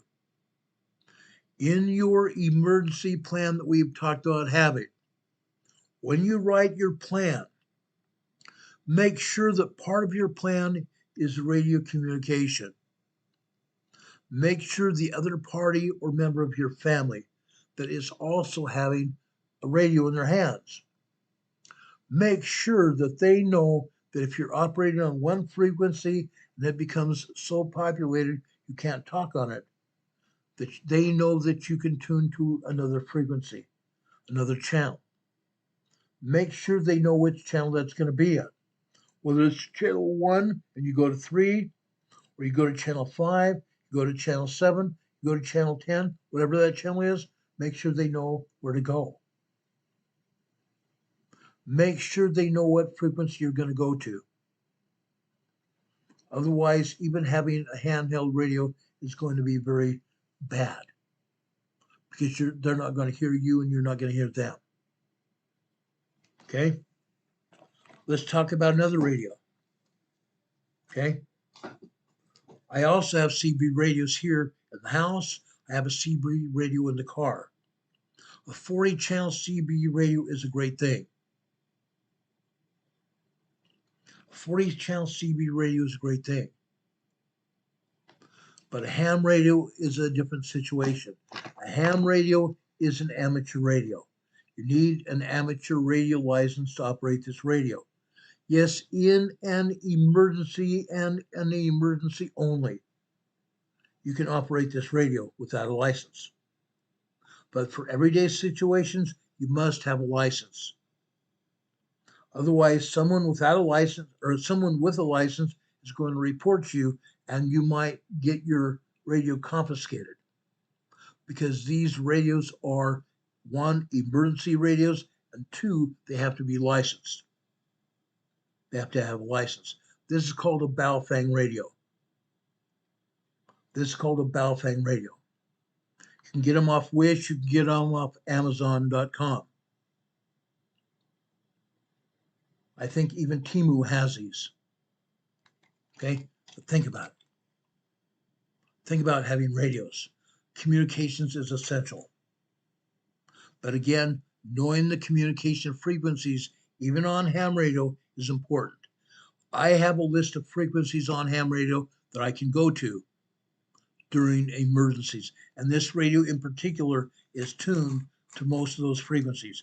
This radio here is tuned to most of those frequencies. Have those frequencies available for you and the other people that have ham radios. Okay? Communications is vital. Communication and keeping in touch with members of your family or your group is vital. And keeping communications with the outside world is also vital. It is essential to receive actionable news and news updates in timely fashion. Again, that crank-powered NOAA emergency AM/FM radio is essential. Okay? Many of these radios, including this one, have a built-in flashlight on it. They have a built-in flashlight. Also, this radio can also charge your phone. Okay? You're going to want to also have updates from authorities. That AM/FM weather radio is going to give you that option. Because if you're tuned to the weather frequency in an emergency, other governmental authorities can operate that frequency and give you up to the minute emergency information. You also need a spare cell phone. Have a spare cell phone. I have spare cell. I don't throw away my cell phones necessarily because they also can still be used as a cell phone. They might not be able to be used to storing different applications. They might not be able to be used to store photos because you've overused them. Okay? Don't necessarily throw them away. Keep them charged for emergencies. Okay? It was once a thing you needed to have a spare cell phone battery. Now the batteries on cell phones cannot be interchanged. You cannot get spare batteries for your cell phones. but you need to keep your cell phones charged. You need to keep your cell phones charged. Now, as I've said before, we've come up with a way to do that as well. 4 Patriots provide this way for us. Okay? You can buy these batteries for like $25 a piece, or you can buy 3 batteries for $50. 4 Patriots. These have a solar panel here that keeps this solar power battery charged at all times. It can keep the solar power battery charged at all times, and also something good as well here. Okay, right here in the middle. You can plug this battery into a wall outlet to charge this battery. On either side of that here is a way to plug in your cell phones. You can charge 2 cell phones at the same time. We found out during the hurricane last year that we can keep this battery charged, and even when it's not up to charge, we can charge our cell phones 3 different times with this spare battery right here. Make sure you have these batteries. Like I said, you can get them from various sources, from Amazon and other places, but we got this from 4 Patriots. Okay? You can get all kinds of things from 4 Patriots besides food. Okay? They have a catalog that you get when you order food or order anything. They'll stick in a catalog in that shipment. That way you know what they offer you. Okay? Walkie-talkies you can get for various reasons. Now, these walkie-talkies are only good for up to like 4 miles. Some walkie-talkies are not good for even that. Depending on where you're at. If you're in a downtown area and the other person that has this walkie-talkie is on the other side of a building, you're not going to be able to talk. These are line of sight radios. These are line of sight radios. Okay? If you're in a forest with a bunch of trees, this radio will only be effective for so long because trees will block the cell phones. Trees will block the signal. Trees will block the signal. Trees and buildings also block cell phones. Unless the building has a cell phone tower or antenna built into the building. Consider that. Walkie-talkies are for use from close range, usually, unless they are ham radios to bounce signals off the top of mountains. Ham radios can talk for up to 100 plus miles at a time. CB radios can be used for long distances as well. Sometimes as little as a mile or two, 5 miles, or 50 to 2,000 miles. When I was up on top of Palomar Mountain in San Diego County, I talked to Hawaii one night. Yes, one night I talked to Hawaii from Palomar Mountain. It could be done during special conditions. Okay, tools. Let's talk about tools. Okay, now you can't just call yourself a preparedness person without a good stash of survival tools. You don't need to be Mr. and Mrs. HGTV or the second coming of Tim the Toolman Taylor. But you should have a good assortment of tools for taking care of all kinds of repairs and also improvised construction. Improvised construction, or even digging yourselves and neighbors out of rubble. Now, when I've gone to disaster drills, I've taught the National Guard, I've also taught civilians how to dig people out of rubble without that rubble collapsing on top of you. I've taught those classes. Those are essential classes for people that do rescue work. Manual tools are the way to go here. Manual tools are the way to go here. Power tools gobble up too much power. See to it that you have a good-sized framing hammer. Even upstairs here in the studio office, I have a hammer in my bookcase on the other side of my studio here. A big framing hammer in case I become trapped. Yes, I've used it for simple things as well as pounding in a nail or even a push pin into a wall to hang a picture here. But have a hammer available for any kind of use. A handsaw. I have several handsaws here. Even a handsaw that's a cable that you hold with your thumbs here, you use as a cable here to cut through wood or other material. A hacksaw. I have several hacksaws in my toolkits. I have an axe. I have a hatchet. My hatchet is in my 72-hour kit, and my axe is out with my camping tools. Okay? A shovel. We have several different shovels. We have snow shovels. We have a square head shovel. We have a pointy head shovel for digging. Different kinds of shovels for different uses. A pry bar. Pry bars can be very effective. Have a tire iron.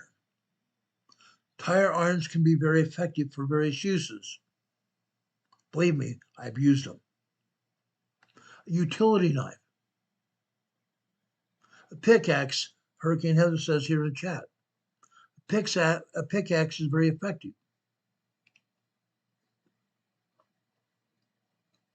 Marion Doer-Knott says, don't forget hunting tools.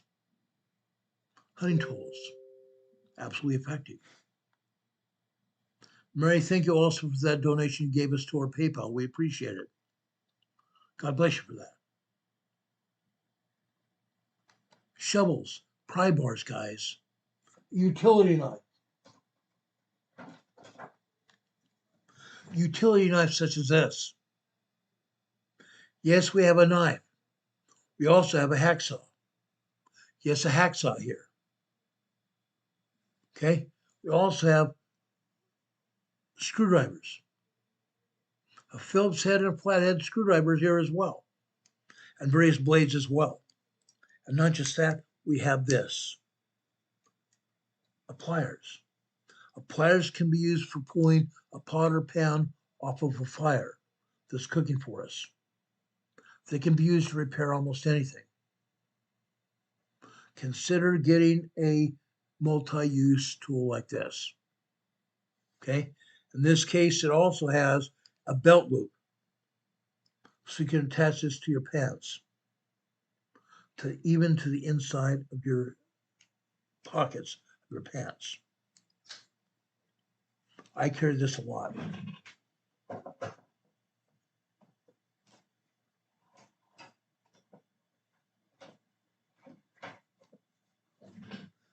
I also carry a knife like this. Always. I have a pocket knife in my pants pocket 24/7. This my kids gave me. It's a knife that says Dad on the outside. I love this knife. If my kids were here with me, I would have this in my pocket 24/7. This also is a very effective knife. Okay. One of the knives I usually carry with me on my pants is this. Okay. It's great. It's got a loop to put on your belt here. It's also a very effective knife. A very, very sharp knife. It's got a can opener here. It's got a church key, guys. It's also got a hacksaw piece right here. Utility knives are great. They're great. If you carry a knife on your side, make sure that the knife blade itself will fit in the palm of your hand. Anything longer than that can be called a dangerous knife, and the police will arrest you and they will confiscate your knife. Make sure the blade of your knife does not extend past your palm of your hand. Utility knives are great. Now, duct tape. I mentioned duct tape many, many times during our programs in the past. Duct tape is essential. Different kinds and different colors of duct tape. We have gray tape, we have blue tape, we have yellow tape here. Duct tape, duct tape, duct tape. I think we have 6 rolls of duct tape in our household today, either in our preparedness kit or out here in my office, and a roll of tape downstairs as well. Duct tape, duct tape, duct tape. And heavy duty packaging tape as well. Okay. Now I don't have any out of my preparedness kit, but you need also to have paracord, parachute cord, rope. Paracord is a very strong accessory to your preparedness kit. It can be stretched between trees to have as a holdup for your tarp to make a tent, to hang clothes with from 2 trees, or even to hang food with up high where bears can't get to it. You can use paracord for all kinds of reasons. All kinds of reasons. I have at least 7 or 8 packages of paracord. Paracord usually comes in packages of 100 feet and 500 feet. I have the 500 feet variety. Okay? Paracord is great. I also have 2 lengths of 50-foot thick rope. Very thick rope. I have that for a variety of reasons as well as rappelling. If I have to rappel down a hillside or a cliff, I can do so. That kind of rope is very helpful. I have 2 50-foot ropes here in our household. Rope is essential. Also, spray lubricant. Used to have a can of oil that used to have around to grease hinges with, or grease different things around your house or your car. Now we have spray lubricant, WD-40. Spray lubricant is essential. Now, I used to have a phrase I used to say that WD-40 was useful for, but I'm not going to say it. WD-40 is essential. Matches. Matches are essential. We have gas-powered butane matches downstairs. We use it to light candles with. We use it to light our barbecue with. Matches, matches, matches. Not just butane matches, but stick matches as well. If you have stick matches, make sure they are contained in a waterproof container, and I also put them inside a little baggie. That way those stick matches do not get wet for any reason, but they are always usable. Matches, matches, matches. Cigarette lighters. We have several cigarette lighters around our house. We don't smoke. Lighters are very essential. Lighters are very essential. Those long fireplace butane lighters are wonderful. We have a package of 3 in our house, always. Vice grips. We have at least 3 different sizes of vice grips in our house for various uses. Vice grips are also an essential tool. Screwdrivers. Phillips head and flathead screwdrivers are essential. We have several different sizes, several different kinds. Nails. Consider nails. Small, medium, large, and even picture hanging nails. Assorted size of nails and screws as well. Through the years, I've accumulated screws. I used to keep a huge can of screws like this. I used to have a coffee can of screws. My coffee can has gotten smaller over the years, but I have an assortment of screws, different size screws for different reasons, different size nails for various reasons. That multi-tool. That multi-tool is essential for either using to screw screws into the wall, or you can even get a heavy-duty model of that multi-tool, and I've also pounded small nails into the wall with that. Yeah. Knives. We talked about knives a few minutes ago. Custom-made knives are essential. You can't call yourself a preparedness person without a good survival knife. Ideally, you're going to need a fixed blade survival knife like I showed you here. A fixed blade survival knife like I showed you here. A smaller but still high quality survival knife, such as a Morganton knife. A Morganton knife. Okay? That Morganton knife is very effective. I'm not going to show it to you because it can be used as a weapon of choice. It can be used as a weapon of choice. A folding pocket knife for smaller tasks. Now let's talk about weapons. I don't like using that word here on the air, but I'm going to use that word now. You're going to need to protect yourself in various ways. You're going to need to protect yourself in several ways. Keep in mind that not all of these will be available at the time of the attack. Not all of these ways to protect yourself will be available at the time of an attack. A nug, whether it be a long nug like this or a small nug like this. For reasons to protect this channel, I'm not going to show you my nugs here. But nugs nonetheless. You're also going to have seeds for the nugs.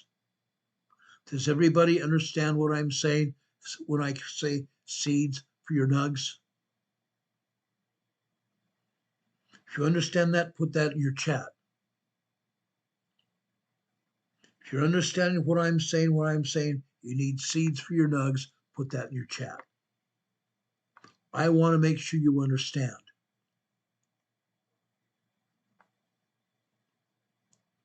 Marianne Doer-Knott says she has her 1911 always on her hip, 24/7.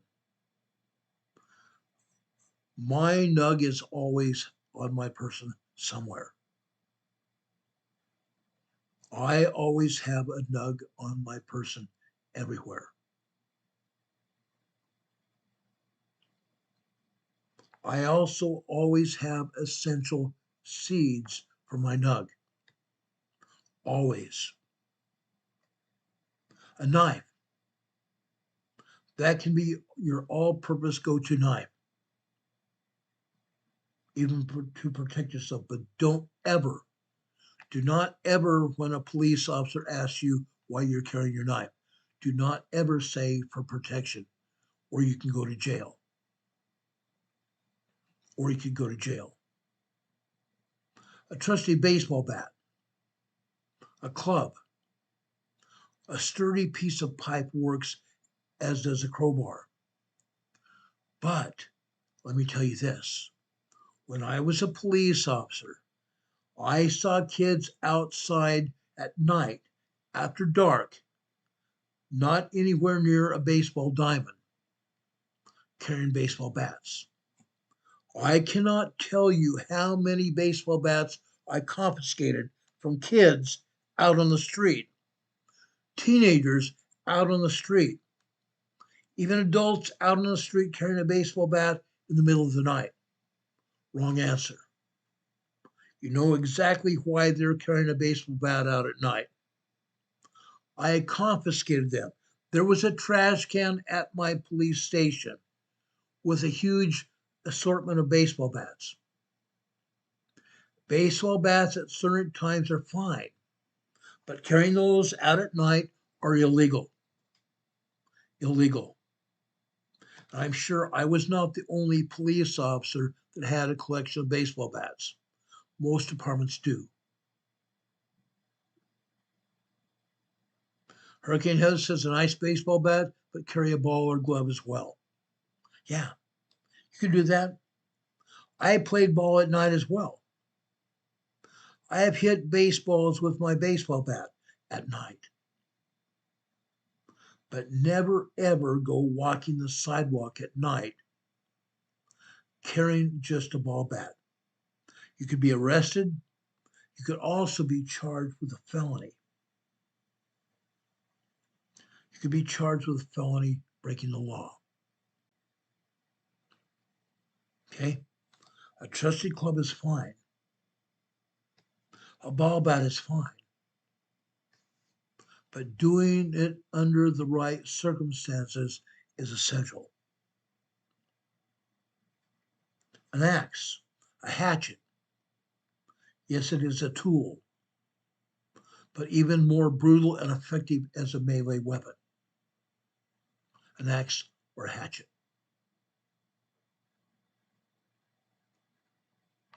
Lyman's Light says, will SIG store a while? Sometimes they will.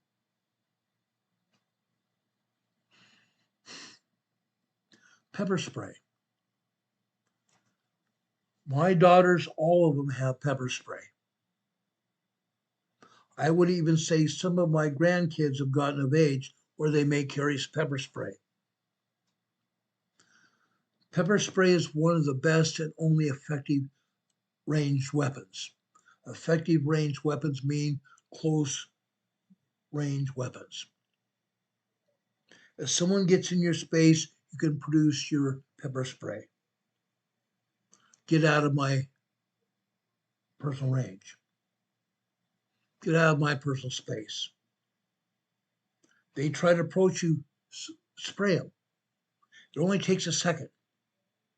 1 or 2 seconds of spray, and it will stop them. Spray it in their face. Spray it in their face. Spray it in their eyes.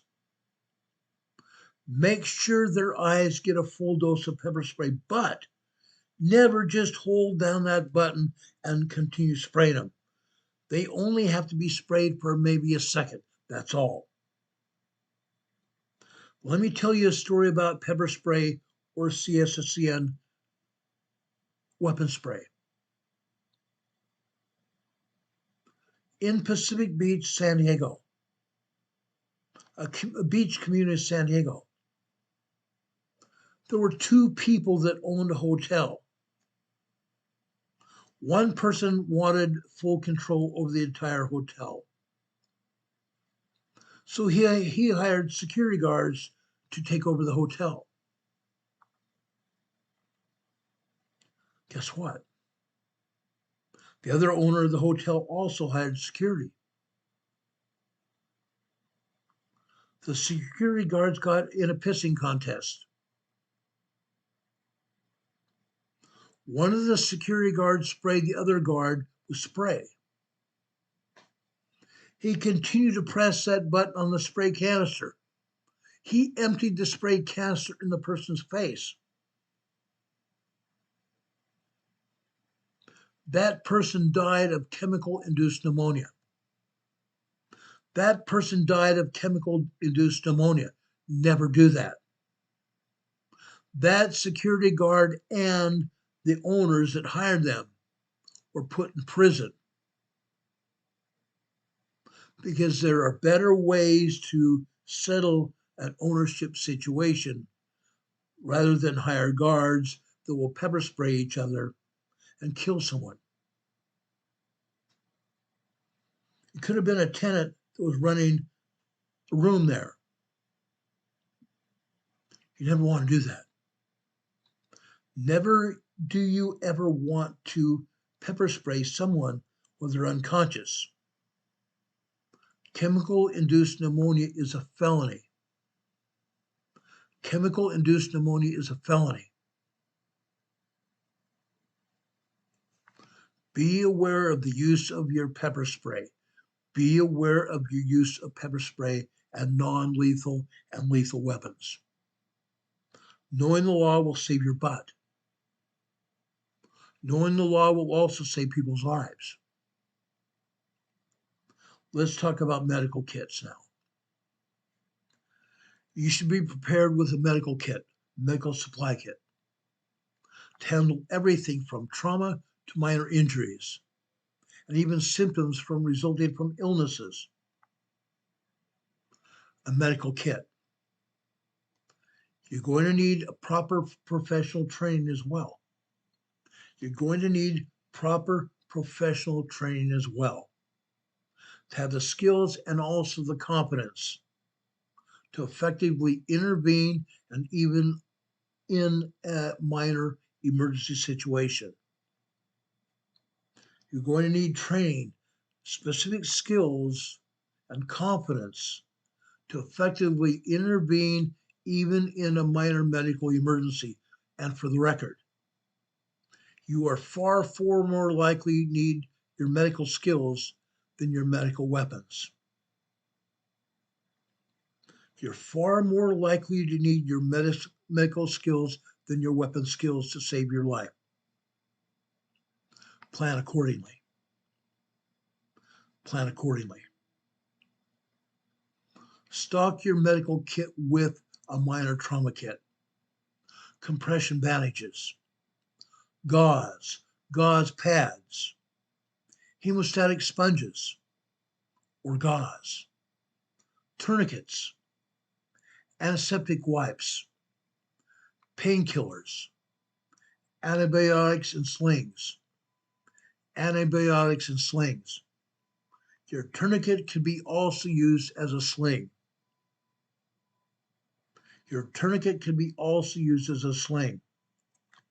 You can wrap the tourniquet around your arm and tie the tourniquet around the back of your neck. That way you're immobilizing your arm. Okay? First aid kit, Band-Aids, burn cream, moleskin, liquid stitch. What is liquid stitch, guys? Super glue, liquid stitch. I remember a doctor that asked me for super glue at a hospital. Yes, I was in a hospital and he asked me for super glue. It's liquid stitch. Medical tape, white medical tape. Pain relievers, Advil, Tylenol, aspirin. Anti-nausea meds, antihistamines, alcohol pads, tweezers, eye drops. Are you getting this? I hope everyone here is writing this down. Prescription meds,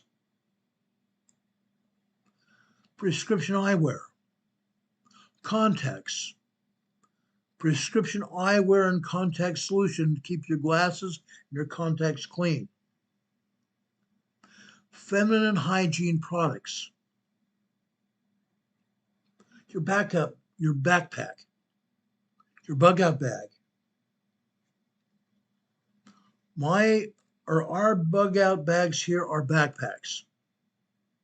Yes, we also have emergency plastic bins.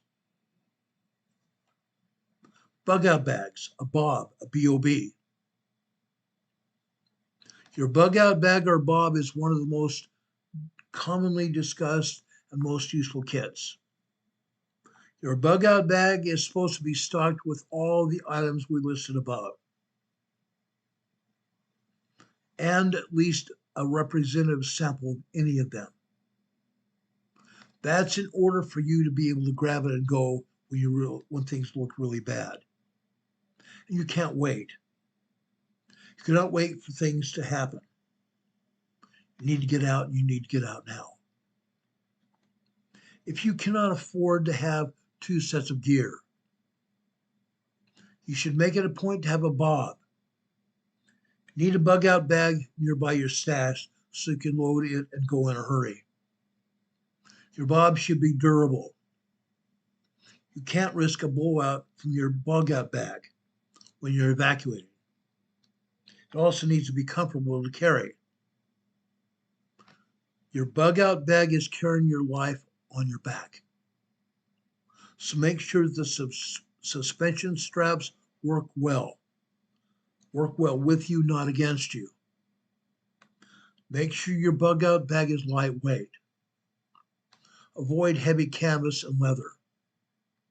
Ounces make pounds and pounds make pain, and you have to carry it. Now, I have given you a comprehensive list of all the essentials to fit in that bug out bag. But buying a bunch of gear won't make you safe.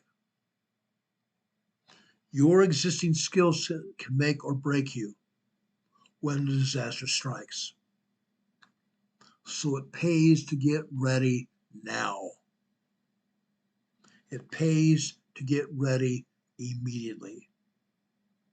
Beyond your skills, there are a few more basic painless preparations that you need to have in place right now so that you are not scrambling for them when the sky gets dark and the mountains start rumbling. Learn basic survival skills. Don't overcomplicate things. Again, I'm going to say do not overcomplicate things. Focus on the most important ones and practice them constantly. Focus on the most important ones and practice those constantly. Focus on improving your fitness levels. In the midst of chaos, you're going to need to be physically strong in order to overcome whatever challenges that may come your way. High fitness levels will go a long way towards that. High fitness levels will also help your mental state by reducing stress levels. Mental preparedness is a greater part of survival. Mental preparedness is the toughest one to learn. It starts with each of us being honest with ourselves about where we're at, where we are at right now.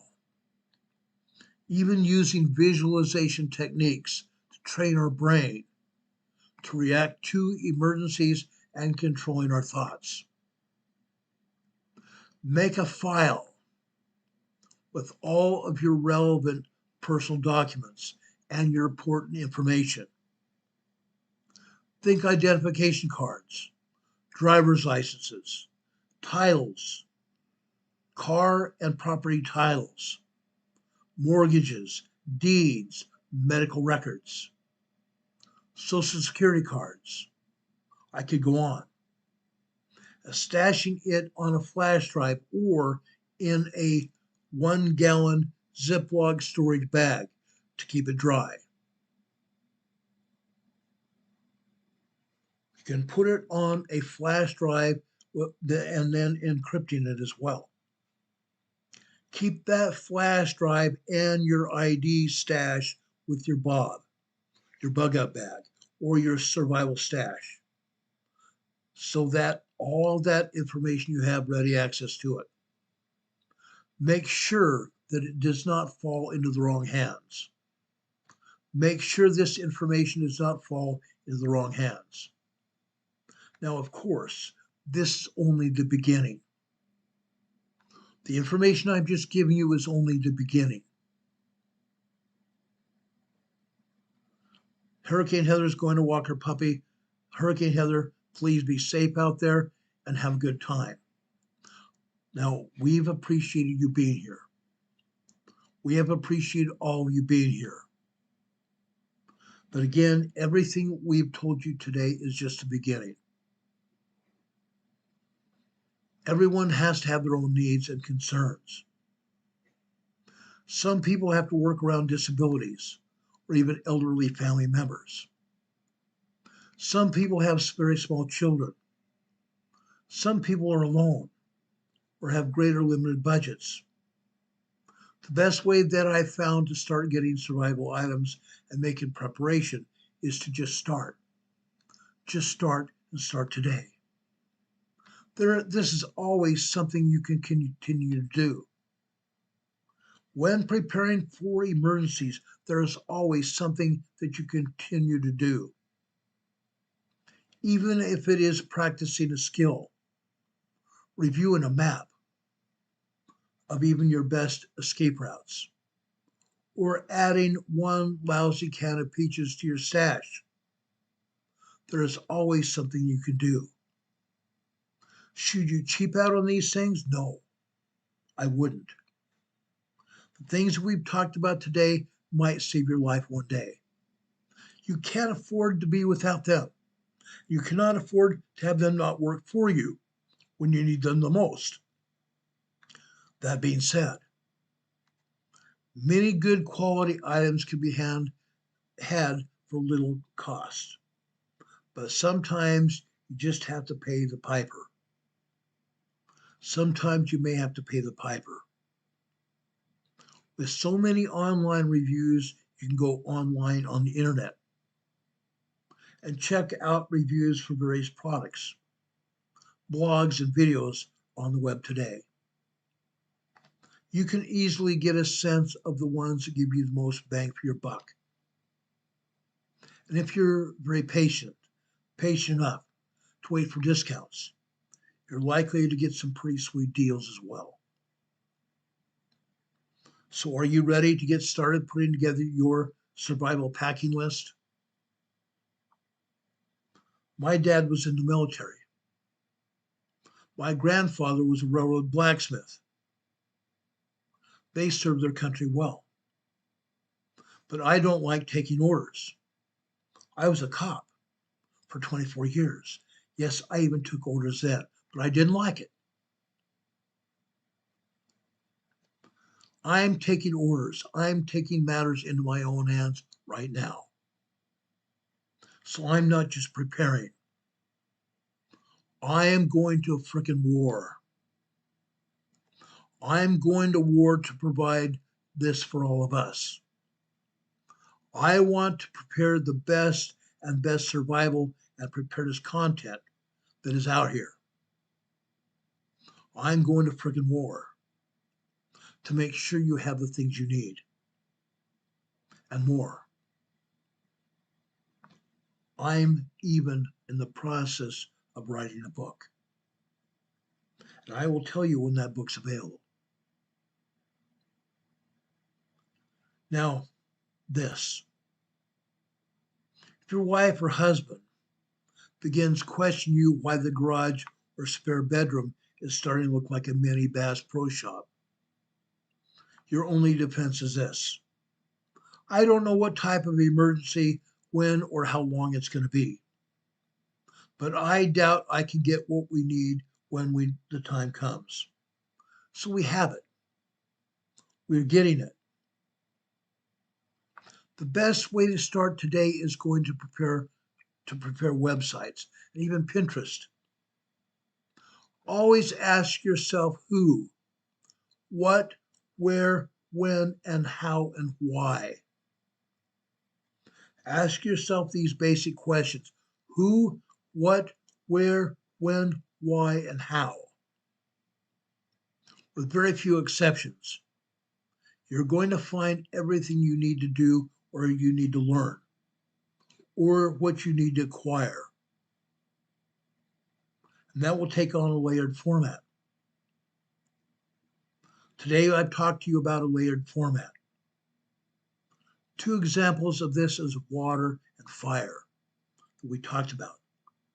First, fire. Although one of these might be sufficient, you should have a few more options.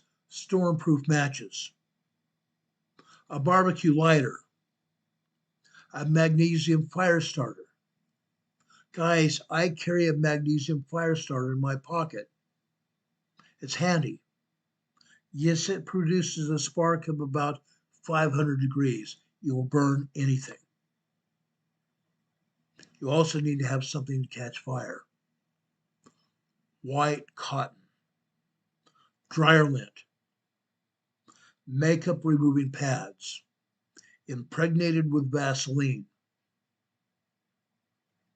I also carry a handful of scrap tinder, scrap cedar and pine tinder. Pick up scraps of paper as you adventure on. Scrap pieces of paper might be your survival. Second, water. Earlier this morning, we talked about water, life straws. A life straw may become essential. One per person. One, question mark, why, question mark? What if you get separated and there's only one life straw available? Someone's going to go without. As good as a life straw is, everyone needs a life straw. You're also going to need a way to collect and purify and carry water. Why? Unless you plan on hiking along streams and rivers, you may have to go some distance between water sources. Think about that one. My preparations also include essentials: solar-powered mini fridge. Yes, a solar-powered mini fridge. A church key on my knife. Wood chips. Potato chips. Mexican chips and salsa.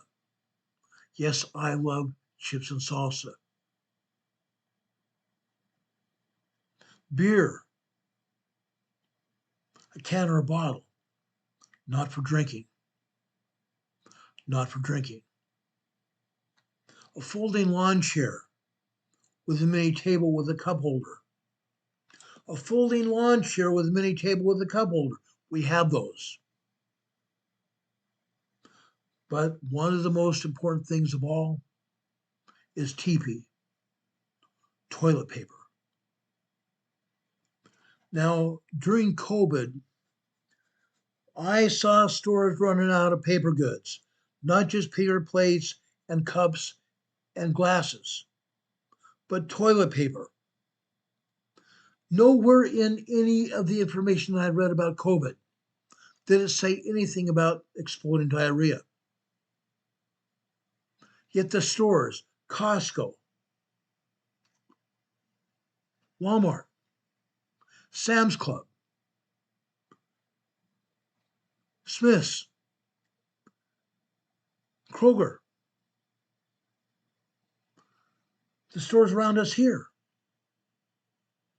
none of the stores could keep toilet paper in an inventory because people were too busy buying out toilet paper. Why? Who knows? But during an emergency, toilet paper can be invaluable. Now, we talked about pepper spray earlier. I suggest hornet spray rather than pepper spray as a defense. A defense is only as good as a good offense. It's dual purpose.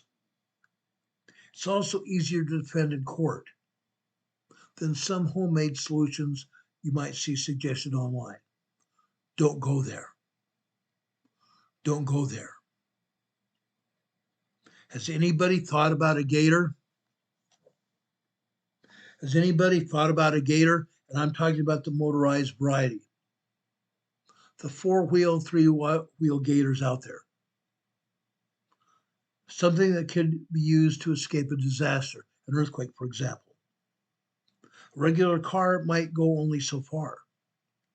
A 4-wheel drive vehicle might go so far, but a gator or a bicycle or a motorcycle will get you even further.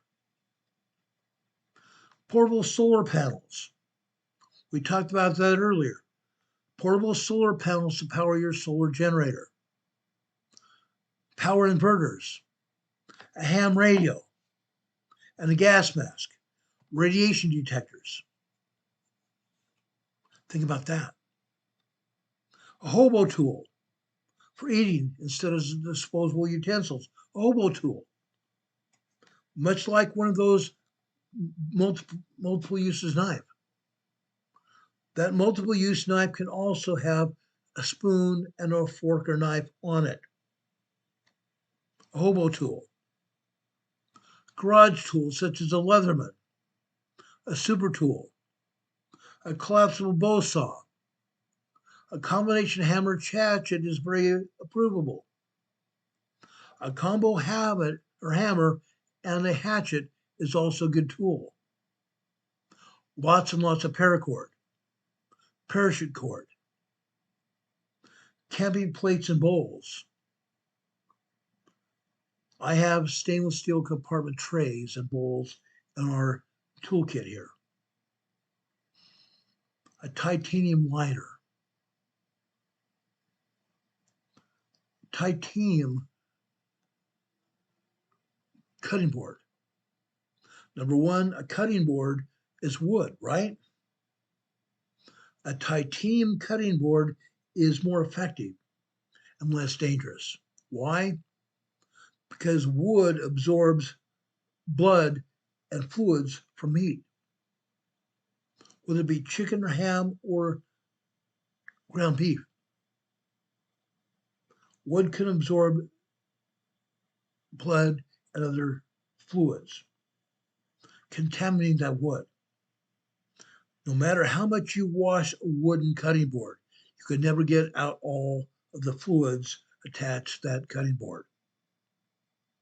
But a titanium cutting board, one is very light, it's very thin, and it's stronger and twice as good. Now you might buy a titanium cutting board for twice the price, but you don't have to. My cutting board that we have here that we use in our house only costs us $7. You can't find a cutting board out there for less than $7 usually. Think about that. Think about tools and gear that you're going to need. Inspect your bug out bag. Make sure it's heavy duty. Make sure it is the best EDC that you have. Everyday carry bag. Make sure it is the best everyday carry bag available. Backpacks. Machete. Machete versus a long knife. Think about it. Which is best? More mandatory preparedness items, regardless of how bad the SHTF happens. More mandatory preparedness, regardless of how bad the crap hits a fan. Make sure you have a mini knife. Make sure you have a mini fixed blade knife. Make sure you review all of the survival items we've given you today. Review each and every survival item that we've given you today. This could save your life. Most of these things that we've talked about today cannot be replicated. They cannot be even replicated by self-sufficient means. Make sure you have these things. As Linda Covington just said here in the chat, you never know. You never know when you're going to need them.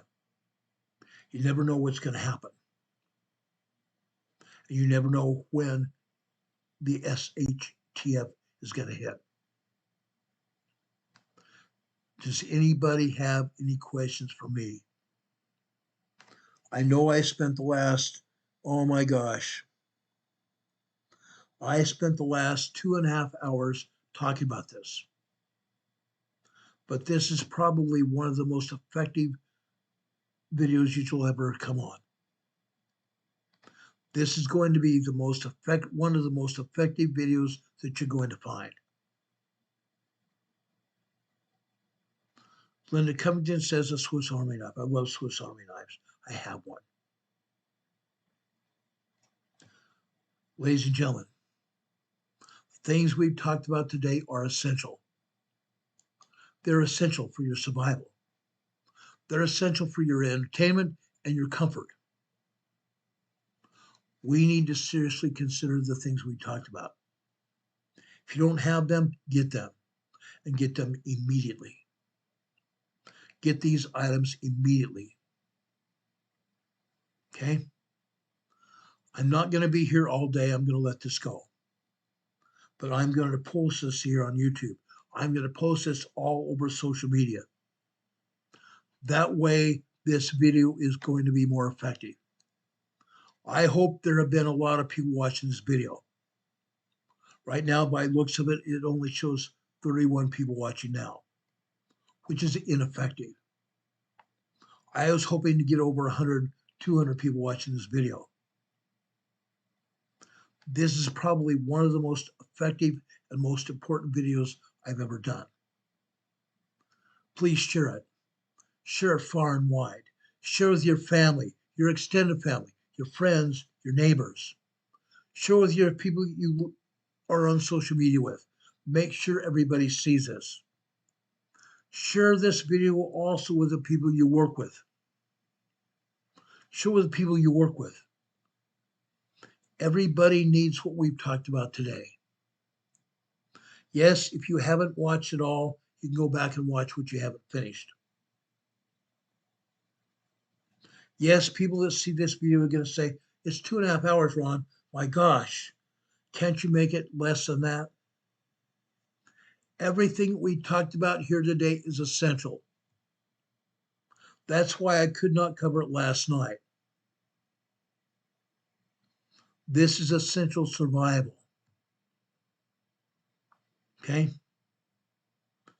Please share it far and wide. I haven't given you this for no reason. I've given you this because I care about you. I want to make sure that you're covered. Please subscribe to this program for up to the minute survival and emergency preparedness information. That's why we're here in business. We give you up to the minute emergency information. May God bless you. I hope you have a great weekend. Carol and I are going to go to another Morganton festival today. They have a 2-day festival here highlighting people in food, highlighting music and bands, highlighting almost everything you can think of. I even met our police chief. I worked here for 5 years, lived and worked here for 5 years. Last night, I met our police chief for the first time. He was never in his office. I found out that he's usually on the street with his patrolmen. That's what I would do if I was a police chief. I would be out on the street. When I was the chief accident investigator for my department, I told the police chief and I told the captains that I would do it only and only if I could stay out on the street. I didn't want to be limited by being off in an office someplace. I was more effective being available to the public. That's why I'm here today. I am more effective being here in the public eye than anywhere else. I'm here for you. I'm here for me. I'm here for everyone. May God bless you. May God be with you this day and always. God be with you until we meet again. We will be back here tomorrow at noon, 12:30, for Come Follow Me, the Savior Said, our weekly Sunday school class. I would ask all of you to be here with us. May God bless you. As I said, God be with you until we meet again. We'll see you on the other side.